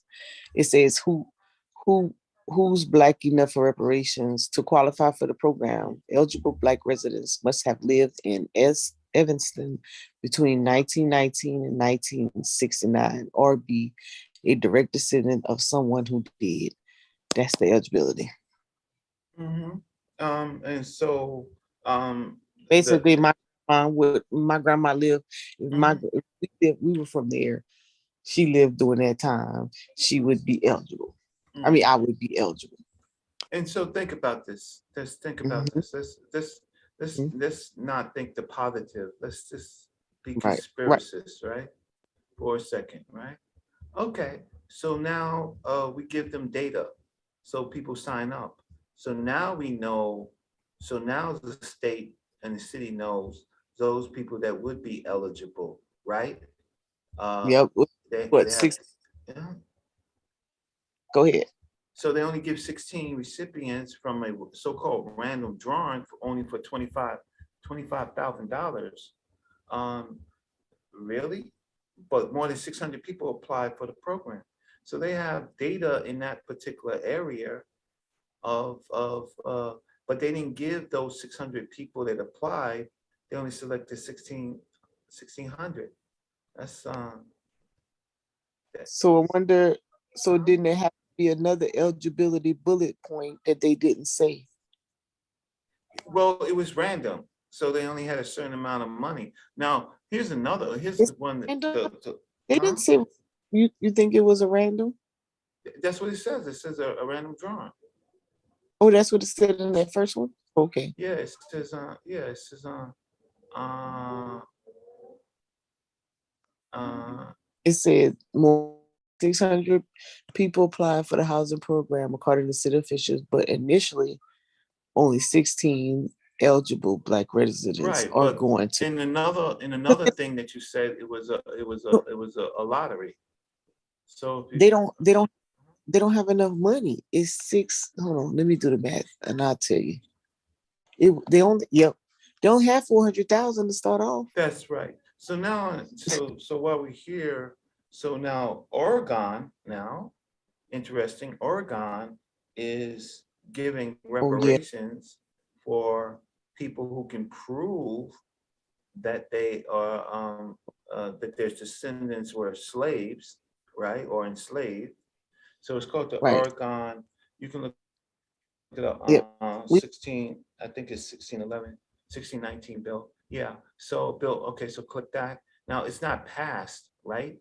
But Okay. yeah, 19. 1619. You can click on it. So basically, this one. This. Okay. So the department. So they're giving them $100,000. The Department of Revenue shall establish a If they. program to, huh? If they can demonstrate heritage in slavery and who Yeah. an application to the department no later than December 31st, 2020. A person eligible for reparation.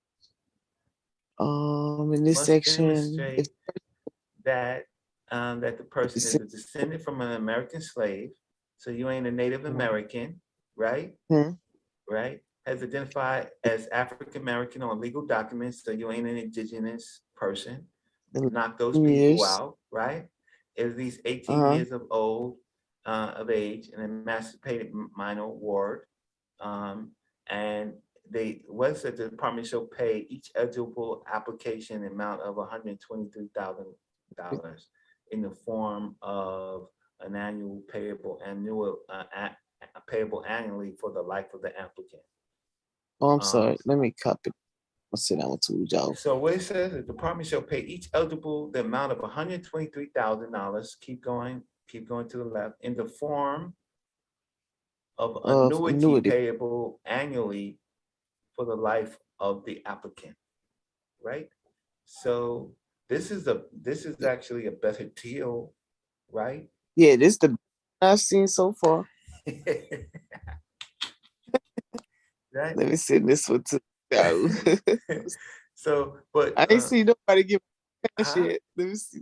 This the best one.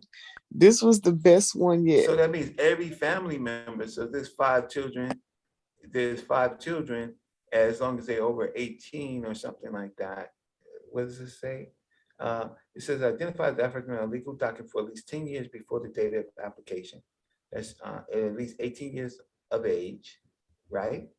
An Mhm. emancipated minor or ward is defined in this whose parents are deceased.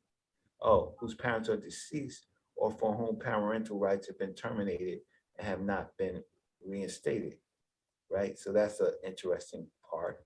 So your parents got to be so you're eight. So watch this. You're 18 years old. You're a beautiful example of how can I say someone who has been disenfranchised, right? Um, you're living out your you don't have any parental rights. You're at a great and they're offering $100,000, and so you can go to college. You can go to there's a You whole come- bunch of say what? Well, you ain't even got to pay for college if you're 18, because you can use another program to pay for that. I wouldn't spend that money on college when they got college program money out there. Yeah, well, there you, but so okay, but what are we gonna do? $123,000? Well, you're not gonna get 18 it years old? once. Uh-huh. You're not gonna Say get it what? all at once because they say they're gonna do annuity payments annually. So you're only gonna get a certain dollar amount per year. And that would be for a total. So but the bill hasn't Yeah, passed yet. But it's the best that I've seen. yeah, this the But best I've seen nothing better than this one. and that looks at a population who would definitely want to go into crime. Not saying that these people won't go into crime, buy some bricks or whatever they do, right? So But yes. I wonder how they're gonna. Okay, this is what I was looking for. Reparations paid under this section and the right of a person to an annuity under this sections are exempt from garnishments. Oh, they can't take their money. I was looking to see how they was gonna pay for it. From the state revenue department. Department of Revenue established a program to repay reparations to Black organisms who can demonstrate the heritage and who's yeah, but they normally say it though. Where the pot of money coming from? From the revenue of the state. Yeah, but I wonder if they did a tax or did they do? Is it coming from state surplus money? Well, Um, it's not enacted yet, so it has some roadblocks, but it's not enacted. But at least um, this is the best that I've let's this is look the it up. best that I've seen. But Asheville is not. Asheville is good. Asheville And is good. Evanston, Evanston in general is good. It's just that this particular program, if that's the only program out of Evanston, then they got bamboozled and hoodwinked and led astray, right? let let's see. Asheville. Where did Asheville get? Let's see. You have to say Asheville reparations, yeah, yeah. Oh, So so they got the new commission. Uh, it's these folks. This name sound familiar. Um, okay. What they gonna do? All right, let's see. They're gonna establish the process within the next year to develop. So they haven't decided how they was gonna do theirs yet. right, it has something to do with jobs and things Here like they go. that. It harms 5 them areas: by housing, economic development, health, education, and criminal justice. beautiful health. Give me my Yeah, health, yeah. education, um, and deal with criminal justice. Those impacted by criminal justice, right?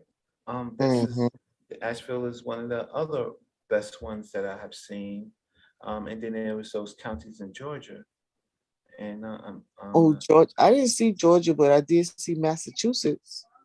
yeah, Massachusetts, Boston, in Massachusetts. You're correct, and it's so funny. It's play, Boston. Yeah. well, yeah, Boston is places that we don't think that they would even be thinking about. I don't Oh, know what look my at that. notes are.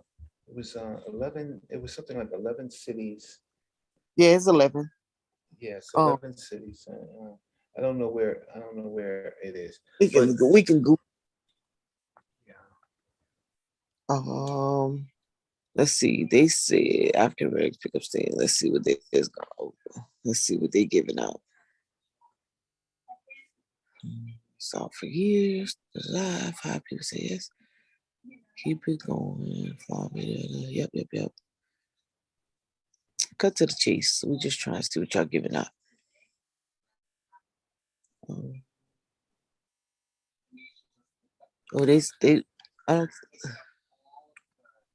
yeah. So they're calling for. Um, Yeah, they got a 12-1 vote.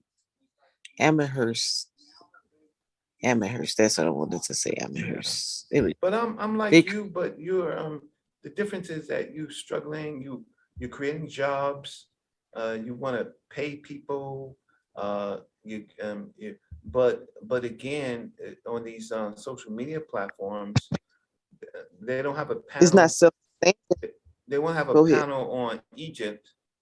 They want to have a panel on Egypt, but they don't want to have a panel.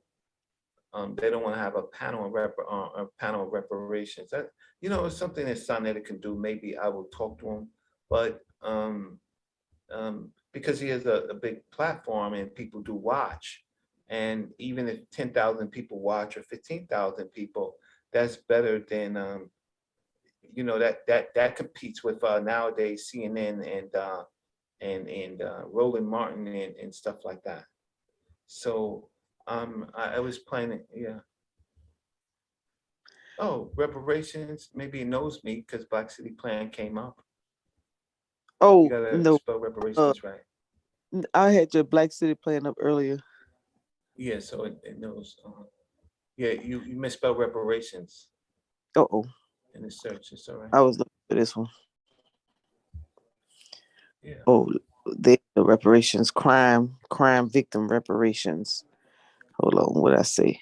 Oh Lord, that's the spell check drama. You on your There we phone, go. right? Yeah, I'm on my phone. Let's see. Nope. Somebody in the chat had asked what were they doing in Louisiana. I don't see anything they're doing. Yeah, that's because of the listen, we have thousands of young people graduated from college, thousands of them with no jobs. The jobs has Mhm. got to be politics. They have social media. They can outvote. They can beat most people if if they want to study, if they want to study city planning and things like that. They can beat out these older people that've been holding these jobs in Yep. politics. Yep. Yep. Um, and they're not they're being misdirected. So I'm not living. Me and you, and a few more of us, we are living in another time warp, in another dimension, because these things are this. I mean, for college students, this is what you do to write a paper, right? Mm-hmm. Catholic order pledges 100 million to atone for slave labor, right? Let's see. Let's see what they're talking about. That's in your state, in New York. No, that's got Oh, that's Louisiana, right? Wait, it says well, ahead he of was Louisiana. from Louisiana. He is from Louisiana, We'll just but go. Oh, yeah. Yep. A true right, record. Yep. Yep. he only crossed. He My picked daddy hot. was a sharecropper. My daddy, my other grandfather was a shipbuilder in Newport News, but my on my daddy's side we all sharecroppers. My father was 13 on the farm. I was going to be 13 and a half if we Oh. stayed there. Yeah, we Oh. sharecroppers in North Carolina, and then jobs. There were more jobs happening in Virginia because of the shipyard and stuff like that, and because of the war. So we moved from North Carolina to Virginia, and then transit was hiring in New York, and the city was hiring in New York. So my family moved from North Carolina and Virginia to New York, to Brooklyn. That's where all the jobs were. And then yeah, and but yeah. So what's this father? Because orders already deposited 15 million in the trust, so they got money. Yeah, he's trying to raise money for reparations. Yeah. Obviously, So Monica, it's how do we get our people how do we get our people out of this? That's why people are so surprised at me, brother Reggie. You taught us Kemet and you taught us this, and how come you're not? No, because I teach Kemet for nation building. I don't teach Kemet for religious purposes and spiritual purposes. I teach I'm just not as able as you are, and not even as smart as you are, to understand it's really about contracts, and development. Um, so now I'm 57, and um, um, you grown, Reggie. yeah, You got grown on me. I thought you was like young 50. no, You look no, good though. for yeah, you, You so I'm a tall too. Virginia Negro. I'm a Virginia Oh, Negro, so you you're huh? so tall. I'm tall, or yeah, because I'm glad I'm tall. I got to compete with all of these. Rob Bourne is the tallest. Rob Bourne, I thought you was Rob, just like the same height. huh? Say what? I thought you was like the same height. I think he got an inch on me, and I slumped down. I'm really taller than I am, but I always slump down because in my Oh, neighborhood, we I had to hide my reach. So I think I don't have back problems, but yeah, I slump down. But if I stand straight up, yeah, I'm a good 6'1.5". But I'm a good size for a man. I'm a good size yeah. for a man, right? Yeah. But Yep. and Yep. and I'm a Virginia Negro, and um, I will when I get about 62, 63, I start looking my age, but from 50 from the time that I've had, I'm doing all right. But if you look at me now, you've seen that I aged in the last 3 years from Oh, when you see me. you aged a little bit. Yeah, in the last 3 years. You Yeah. didn't look like it. You didn't look like it when I seen you on what did I see You you? haven't seen me in a while. I see you on the YouTube. Yeah, but in YouTube, okay, so I mean, well, Yeah, not on person. YouTube, I actually look older than what I really look. Most people see me, but the more point of it is my mind is still Sharp. my yeah, my mind is sharper, but I'm frustrated and I'm disappointed because I see yet another conference on Kemet. Oh Lord. We're not gonna talk about that one. We're gonna go Yeah, back. yeah, I see another debate on No, religion, right? And no. and but nobody wants to go to your show, and This, nobody wants to go to my show. And no, I mean, now I don't have a show, but listen, I get yes. this the most people. I've never had this many people tuned in. So I was like, wow, it must be Yahoo and Reggie brought all these people. Cause I was cause cause I never have. I can be showing them how to make a million. I could be giving them the best programs. I could give them step by steps on contracts, and nobody tunes in. Like maybe 11 people, the faithful ones. Since 2016, but I'm really not concerned. Um, No, but don't, but because it goes into the yeah, history of our yeah. people and how we failed, and then you Well, know I I huh? what I do is I kind of practice for real live trainings that I do. So Yes. it's like a practice session for me. So I'll practice talking about it on YouTube, and then in public I'll actually facilitate it. But I had time to work out the kinks. So I can talk to myself on camera, work out my kinks, and then move on, kind of restructure, organize my presentation. People give me feedback on what I said, and and drive on. So So I'm it's a good. skill set, and I'm glad that you're doing. But you're very bright. You're one of the brightest, most capable. On my end, so in short, because I'm gonna leave, it's 117. So the Black City Plan is basically about good soil and bad soil. The bad soil is corporations that are there to tax the hell out of you. The water, the internet, the housing, the Home Depot and the rest of those type of things. And all of those is what you call a black tax. The good side of it is what city officials really can do if they plan. Uh, Community development corporations, um, municipal enterprises, expanding municipal enterprises to be able to build stadiums. Uh, they have built universities and colleges, but it's so stupid. Um, you would think that a city, a county, right? They have, but they built community colleges, but the community colleges fail, but the cities own the land, so they can have, what do you call it? Secondary education, or after they can have these programs where they teach you how to fix automobiles. Well, it's like secondary learning, right? Mm-hmm. Um, like in New York, they had Silicon Alley and stuff like that. That they can create industry specific tech, tech and other type of facilities where people are trained for their city, right? Internships for their city. They can make their cities more powerful.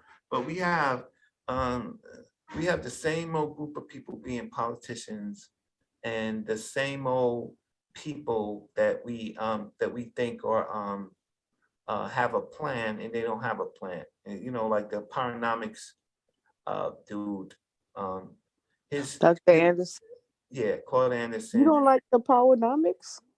Absolutely not. That I wrote Powernomics, and I wrote Blueprint to Black Power, and I figured out why it doesn't work. Um, Powernomics, Okay, let's talk about it since it's gotten late. We're gonna talk about it on another show. Let's talk about it Wednesday. You Wednesday, available maybe. Wednesday? I have Or to maybe book up. That's the problem. I have to see. I'm still trying to finish my book, but yeah. oh, So we okay, okay. can, but I promise we can talk about it. A lot of people would be upset because, oh, you're attacking Claude Anderson. Yeah, Claude Anderson went into Detroit with a plan to kind of take over the fish industry and sell fish, right? Black people love fish. We on the water next to Canada. We're gonna have the fish industry. We're gonna import and export fish. Why didn't it work? Why didn't it work? I don't know. Tell me. Is it Um, on the is it do you know? well, black people don't like fish as much as people think they like fish, right? And, It's like people don't like fish as much as people think. right, and so, but instead of taking over, creating a stadium, cable, um, and, I know get some connecting, subscriptions, huh? taking over a stadium and running um, de facto Negro leagues out of these stadiums, right? And using also stadiums for other entertainment, our best rappers, our best singers. Black families have nothing to do. They'll come out to the stadium as long as the stadium is protected. You can sell Yep. them food. There's transportation. There's police. There's sanitation. There's jobs, right? And you have these talented people, but when they get talented, they get sucked into Okay. the traditional sports, huh? Oh Right? man. Yeah. So, yeah, showing his He company said, Waterland, huh? Yeah, no, look at this one. Look at the second one. Yeah. He says a multi-billion dollar fish and seafood company. Hold on, I don't yeah, want to go to let me see if I yeah. can find out. Looking I for like that one. 2022 article. Is Dr. Claude Anderson still alive? I like that one. Stop. Mhm. I'm looking for a 2022 article, but that's the only ones we got. They on Facebook. 2022 article. There was a There was 2022 article, there but was you're a looking for something earlier. no. It was gonna go to Facebook, but I'll go to Facebook. Hold on. It's a Facebook. Waterland fisheries. Here we go. It's a YouTube clip. Yeah, showing his company. Oh, it's Yeah, so yeah. it's just, yeah, but it's not a municipal company. See, it's a private company. It's not. You know, how can I say it's all wrong? You use this people's tax dollars to make the people's lives better. They're already collecting the tax, right? So you don't create a private company in a city. You take over Lyft and city takes over Lyft and Uber, right? So then that goes back into the city's coffers, right? You you create stadiums, right? And you have entertainers from all over the nation come to your stadium to perform, right? Mhm. And then you run cable shows and you do modern bullshit. You do modern stuff instead of this dumb, outdated. What's the dude? He's in there with his fish. Well, he say he's making money. Hold on. Say he made billions. Let's see. People don't eat tapala. They want Tilapia. shrimp and tilapia, tapala, whatever. They want shrimp and they want lobsters. They want they want mussels and all the stuff that I've bought for the women in my life, right? I have to go somewhere tomorrow, but what do you I forgot that other food. What? It's a seafood. It's what is it called? Ostrich. But no, it's scallops. Scallops. Scallops, and they want scallops. They want and they want Hennessy coladas and stuff like that. They don't want no tilapia.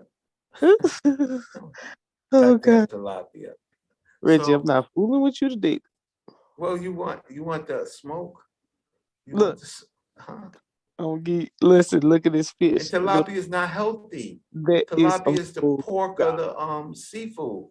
Tilapia give you heart problems. And nobody eat no Oh, tilapia. You know, you know, you know, open up, look, you ain't going on no date, Monica, and somebody gonna give you tilapia. You're gonna be like, no, I want sea bass. I want some healthy fish, right? yeah, I Or like that.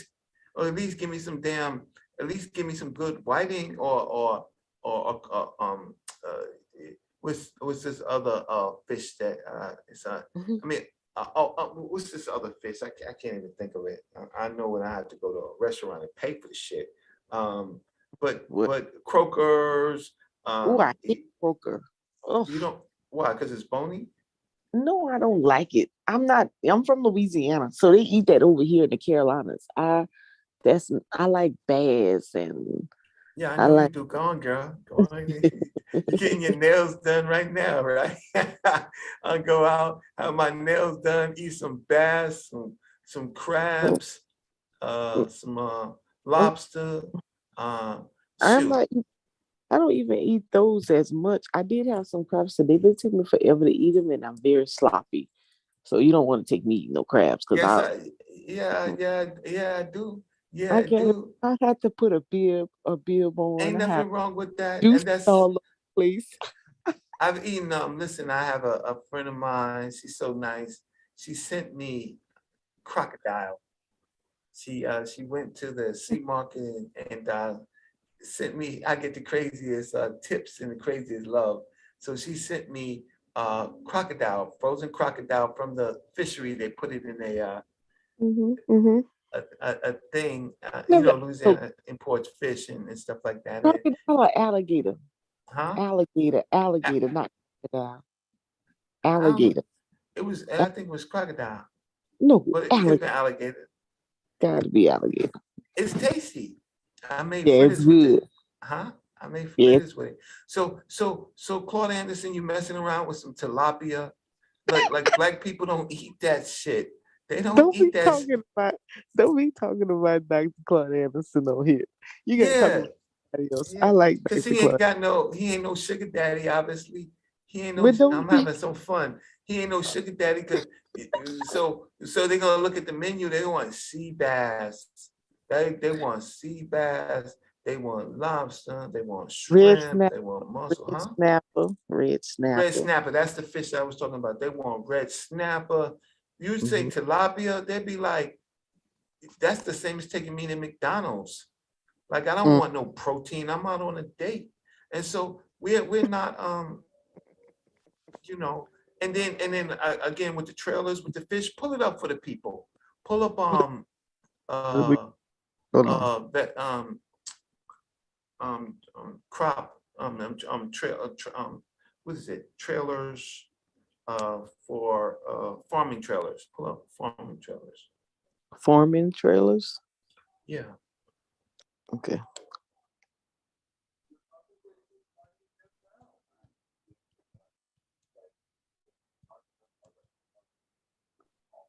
Like that. Yeah. Let's go down. Okay, YouTube. These Yeah, agriculture trailers, right? right there. Yeah. So that's one of them. Like this. Yeah, go down. Let's see what's popping. No, that's not. What kind of trailer you talking about? I'm gonna look it up. Is it for something that somebody live in, or with the? Huh? Let me see. It's I'm talking about they pull no, cargo on it's no, it's let me like just this see. right here. No. Well, that's livestock. One second. I said farming trailers, right? Farming. Yeah, trailers. Let me just see. Go to images.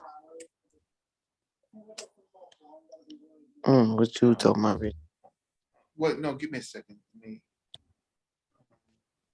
Crops. Okay, so crops and trailer. Like crops. I'll tell you what it is. Crops and trailer.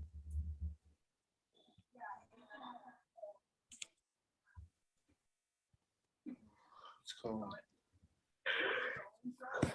While he looking for that, let me show you guys. Oh, let me play my Gullah Festival. Oh, I don't know if I can play the Gullah Festival, Garfield. Let me see. Let me find it. Let me play my. Oh, hold on.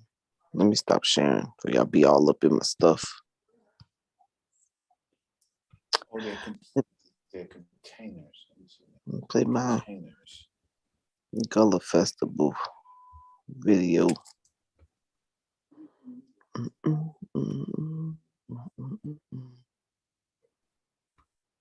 Let's see.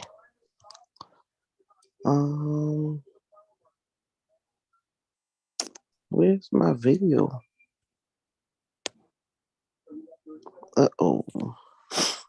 Maybe it's in my thank you guys for tuning in, hanging out with us. I'm just, sharing some information.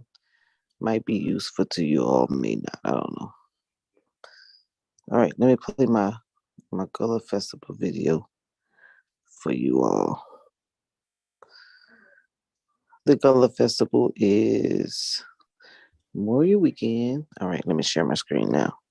While Reggie look for his trailers, I'm going to show you guys Gullah Festival video. Let me play the commercial. Okay, and I hope I don't get no strike. Friday through Sunday, May 27th through the 29th, Buford's original Gullah Festival is back. Oh, Make plans now to come experience the food, the music, the culture, the history. The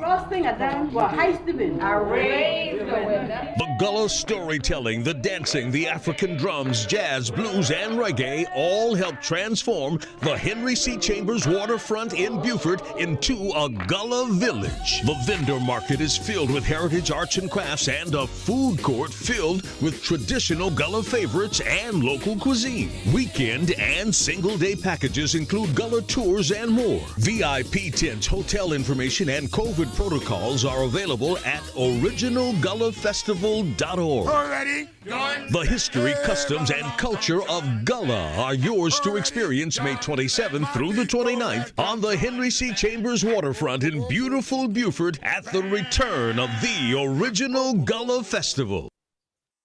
Yay. Okay, so you can look up I messed up with the word, shipping container farms. Okay. Shipping container. Farms. Oh, I put the wrong thing. Hold on. So Hold up. yeah, so they have shipping container farms and shipping container homes. So shipping containers, homes are There you go. So there you go. So now Oh, go that- down, go to cool. all, go to all, click, don't click images, click all. All right, so Mhm. go down. So okay, so here, so it says yeah, freight farms, go up there. Freight farms, container garden, freight farms is capable of growing up to 13,000 crops at Wow. once in just That's 320 square cool. feet. Huh? This is my And first time hearing about the hydroponics. Yep. yeah, go down. So Wait a maybe minute. okay, Fast Company, Forbes, right? And that's what they look like. So they're and so it says, okay, why container farming? Sorry. I'm gonna go back.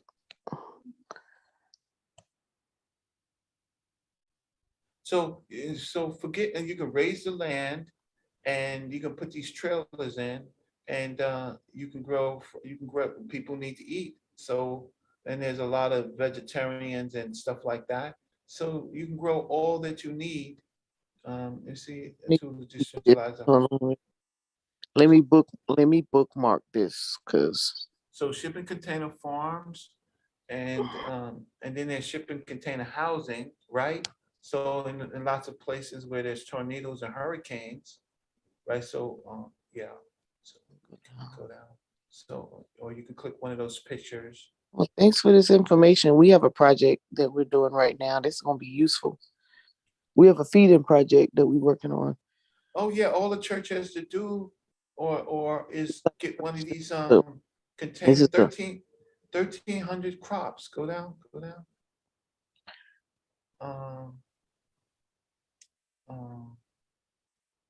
No, something happened. wait a That's minute. homes. So you gotta say Oh, you you got want homes, so farms. oh, Shipping container farms. farms.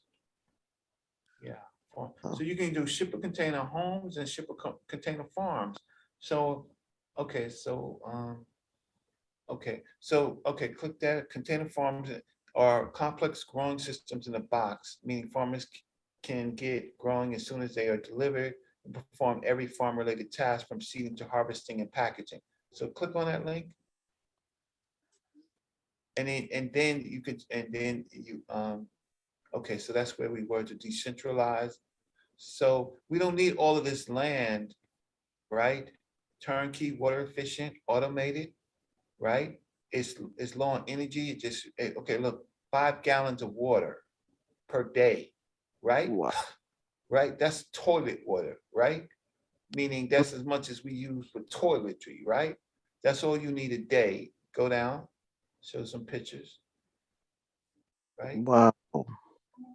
Right? Go down. Oh, you know who has well he has the farm. He's not using the containers, but I'm sure when he see this, he could possibly make use of the containers for his farm. And he do aquaponics. You know, Ali do I do Alel? No, I don't know him. Let me show you. Watch. Let me put you on, Reggie.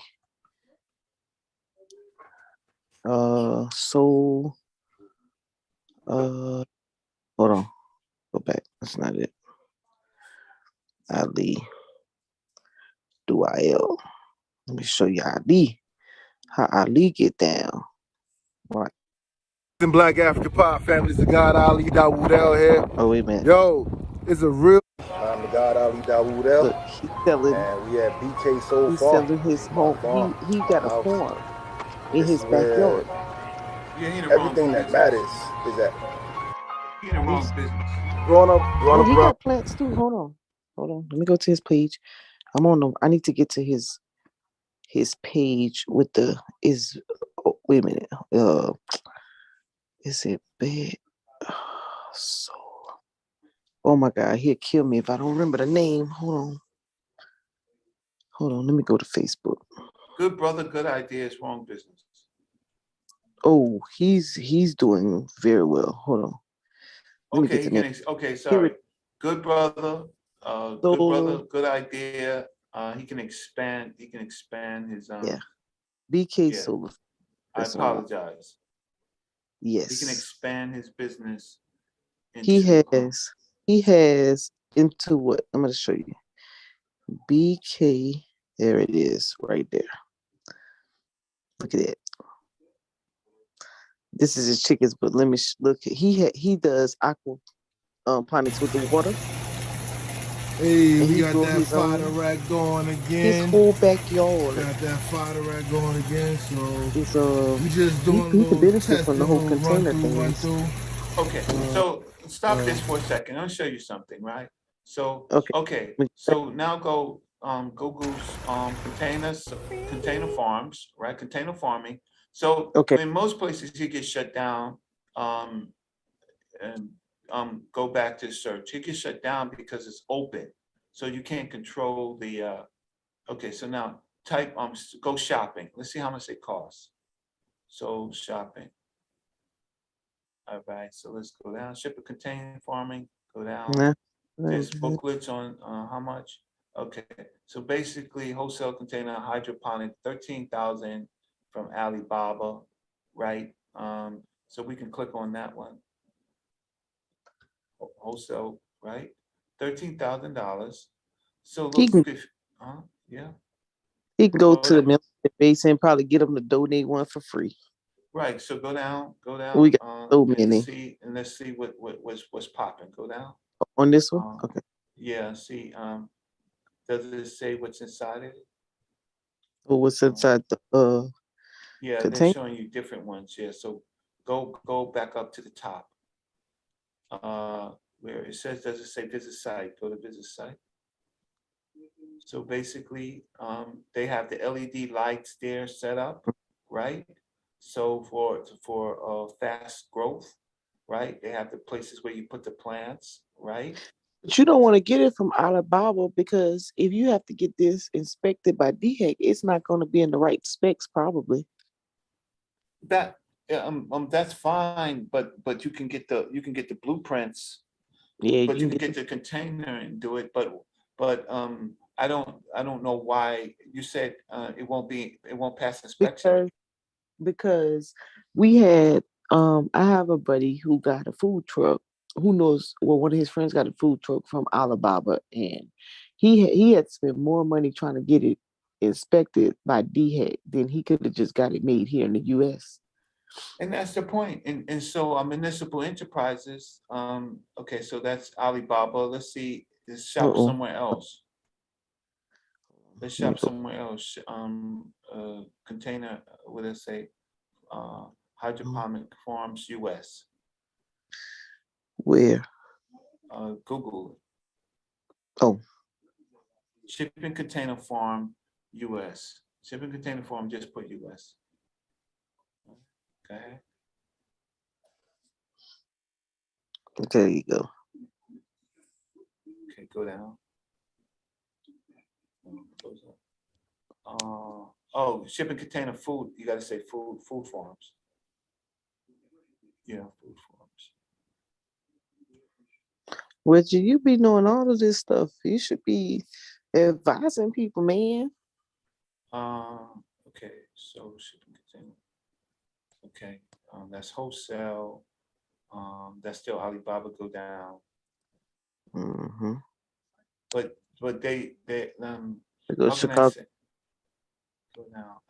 I'm sorry, I'm just not I don't have my links up that I looked at them. But Chicago. yes, so the shipping container itself, you can buy a shipping container for $4,000, right?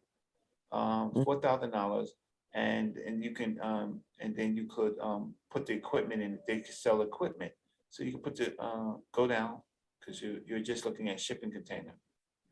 So there's millions of shipping containers.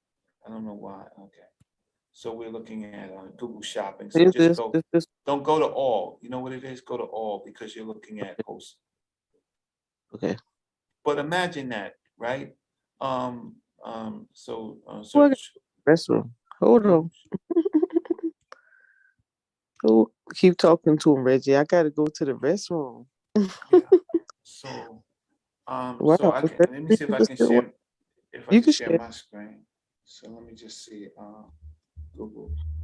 I'm gonna share my screen and I'll Google for the people. Okay. Okay. So Google share screen. Okay. So shipping container farms, uh, US. I hope people can see my screen. I did share it. Um, You share. okay, great. US. US. Okay. Freight farms. Okay. Freight farms. Um, there. Okay. Bring vertical farmers to your corner of the world and join the global freight farmers. And ultimate precision growing platform is here.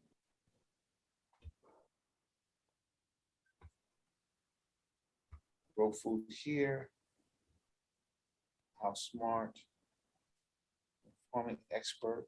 So that's pretty much what it looks like. The same one that's in China where it's wall to wall and you just grow the crops in there in a what do you call it in a controlled environment, right?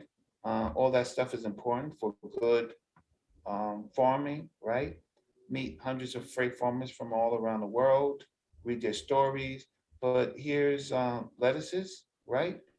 So, and these crops come up every like 3 months or something like that. They develop 3 months. Let's just see, uh, um, Farm Smart. Okay, so let's just try to find another one.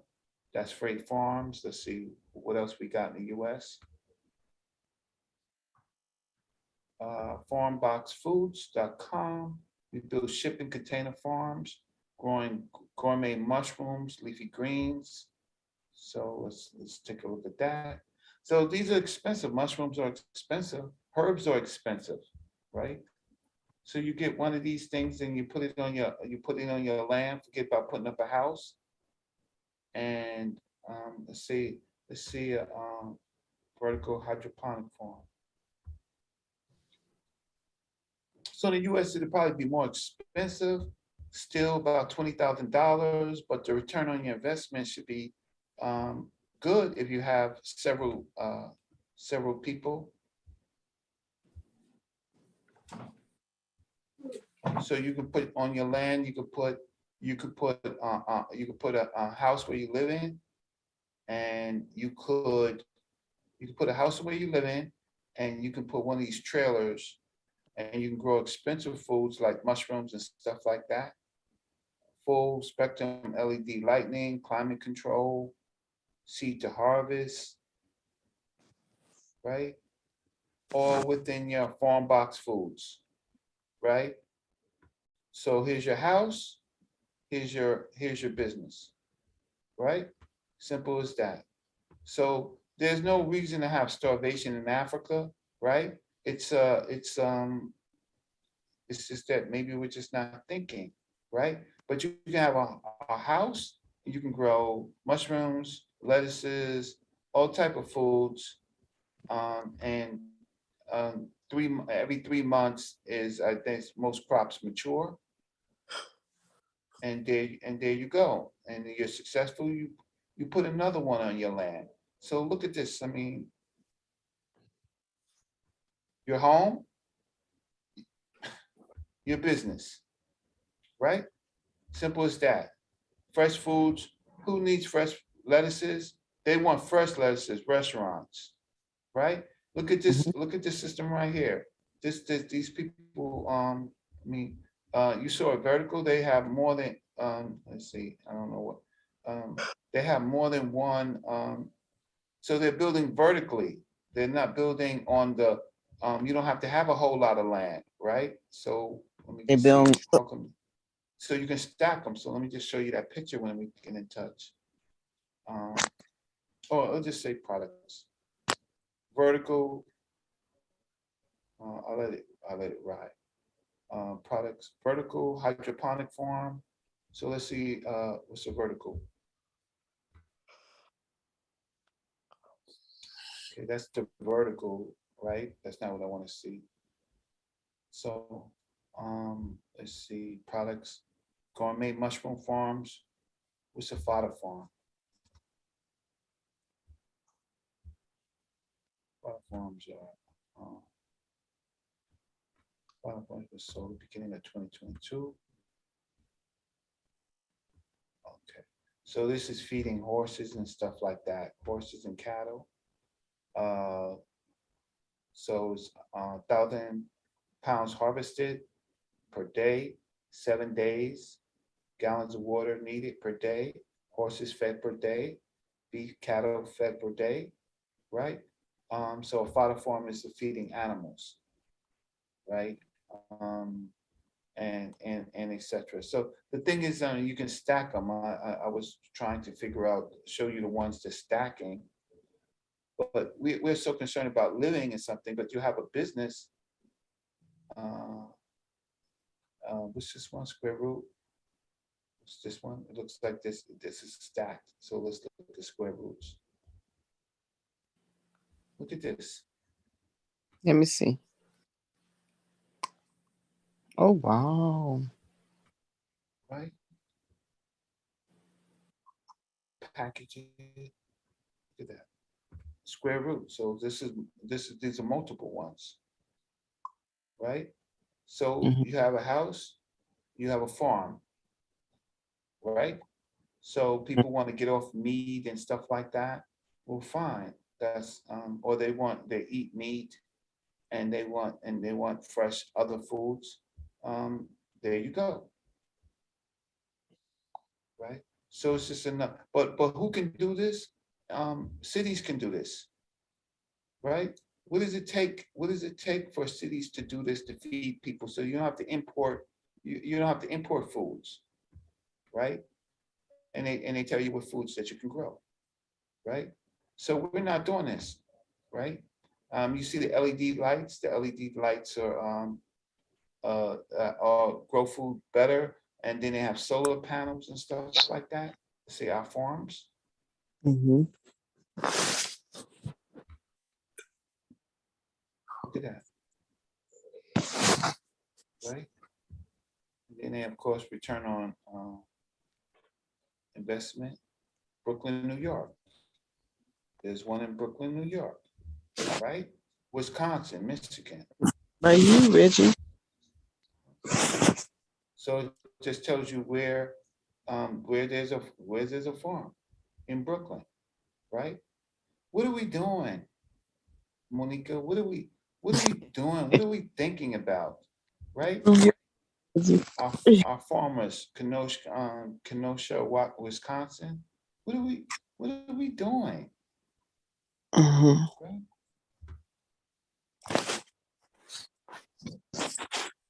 Where you legalizing where marijuana is legalized, right?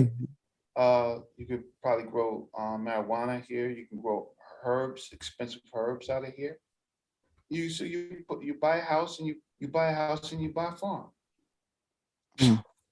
right? This right. You buy a business, and then of course we did that, and then it's also called what do you call it? Shipping container homes. They're beautiful, They withstand hurricanes and tornadoes. And Mm. then the other thing is shipping container homes.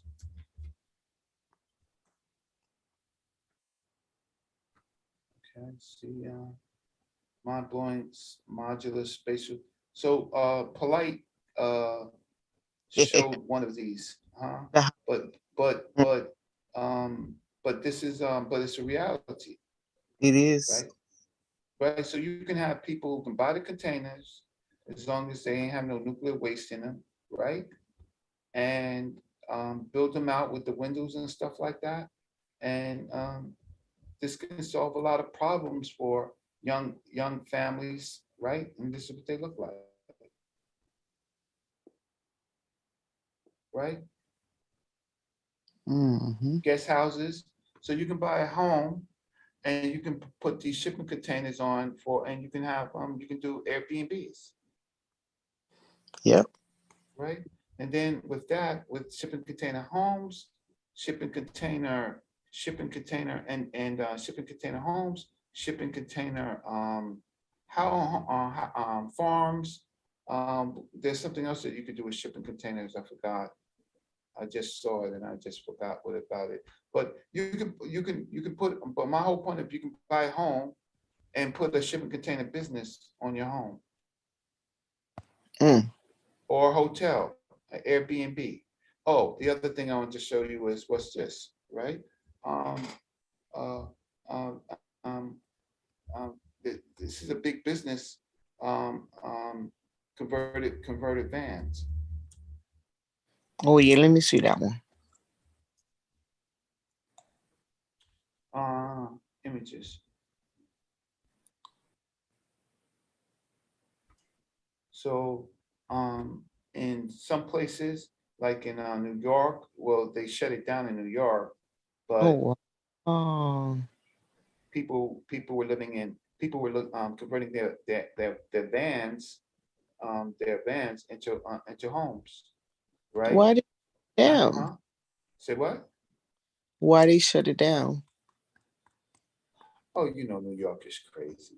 I mean, they park a car out there, and Can't the make car no get money. tickets and stuff like that. And then so shipping container homes, and there's something else I wanted to show you, tiny homes. So tiny homes are more like tiny homes. Um, let's just see. These are tiny homes. So tiny Mm, homes mm, usually come on a tractor, right? mm, They come on a tractor, and basically they're settled on a foundation, right? mm, And they some of them, right? So these are tiny homes, right? So depending on what your city is and your state is, um, you can live in one of these. You can buy a few more of them. You can rent them out. What are we doing? What are we doing as a people? So I would rather live, Monica, in one of these, and then to rehab a house. They have cubes, right? I would rather buy a bunch of cubes as long as my zoning, but my zoning can be changed by politicians, and live in a tiny home, cut my bills, and be a business person, right? mm-hmm, What are we doing? So I did container homes, food containers, tiny homes, right? And which you could convert as Airbnbs and vans. What are we doing as a people? So if we have land and if it's zoned for that, then we could do how can I say? Then there's lots of things that we can do, but we need the land and we also need the politicians, um the um the the politicians to rezone. Some of these people, it's modular, and so some of the rules are, here's a rule with tiny homes. You can't have a tiny home if it's not set on a foundation, but you can have a tiny home that's pulled by a trailer.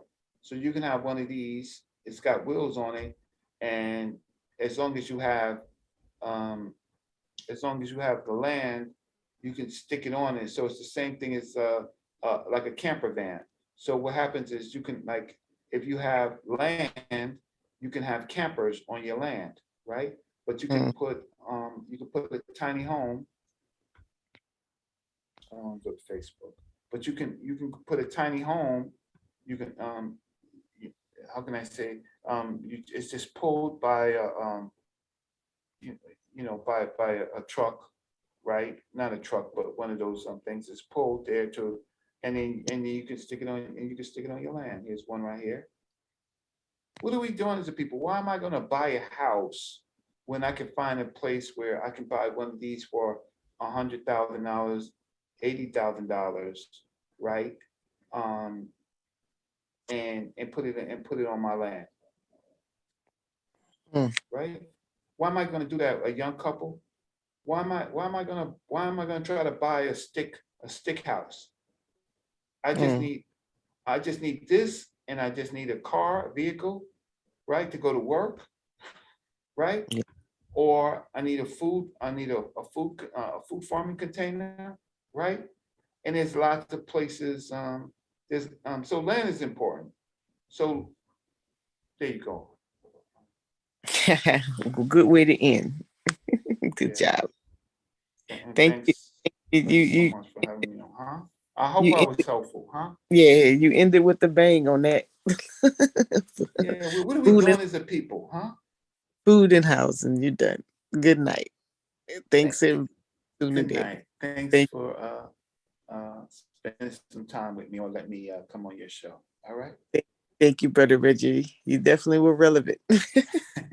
Peace to the family. I'm pretty sure, Monica, I wouldn't when I go to your house in South Carolina, right? I'm gonna say, what's this right here? I said, Brother Reggie, I'm growing. Look, I'm growing 1,300 Oh, vegetables every 3 months, right? I already Huh? have. I already have a tiny house in the back of my house. I'm just missing the container. There you go, and just get a worker there, hire somebody, that's their job, to package it, put it in the plastic, or whatever the case, and send it to the restaurant. Mm, Restaurants need fresh vegetables, right? they sure Now, do. they don't want vegetables that's been shipped from West Buffalo. They want a local designer where they're selling salads. And Hmm. good night, family. Good It's night, a Reggie. pleasure. Thank Bye. you. Bye.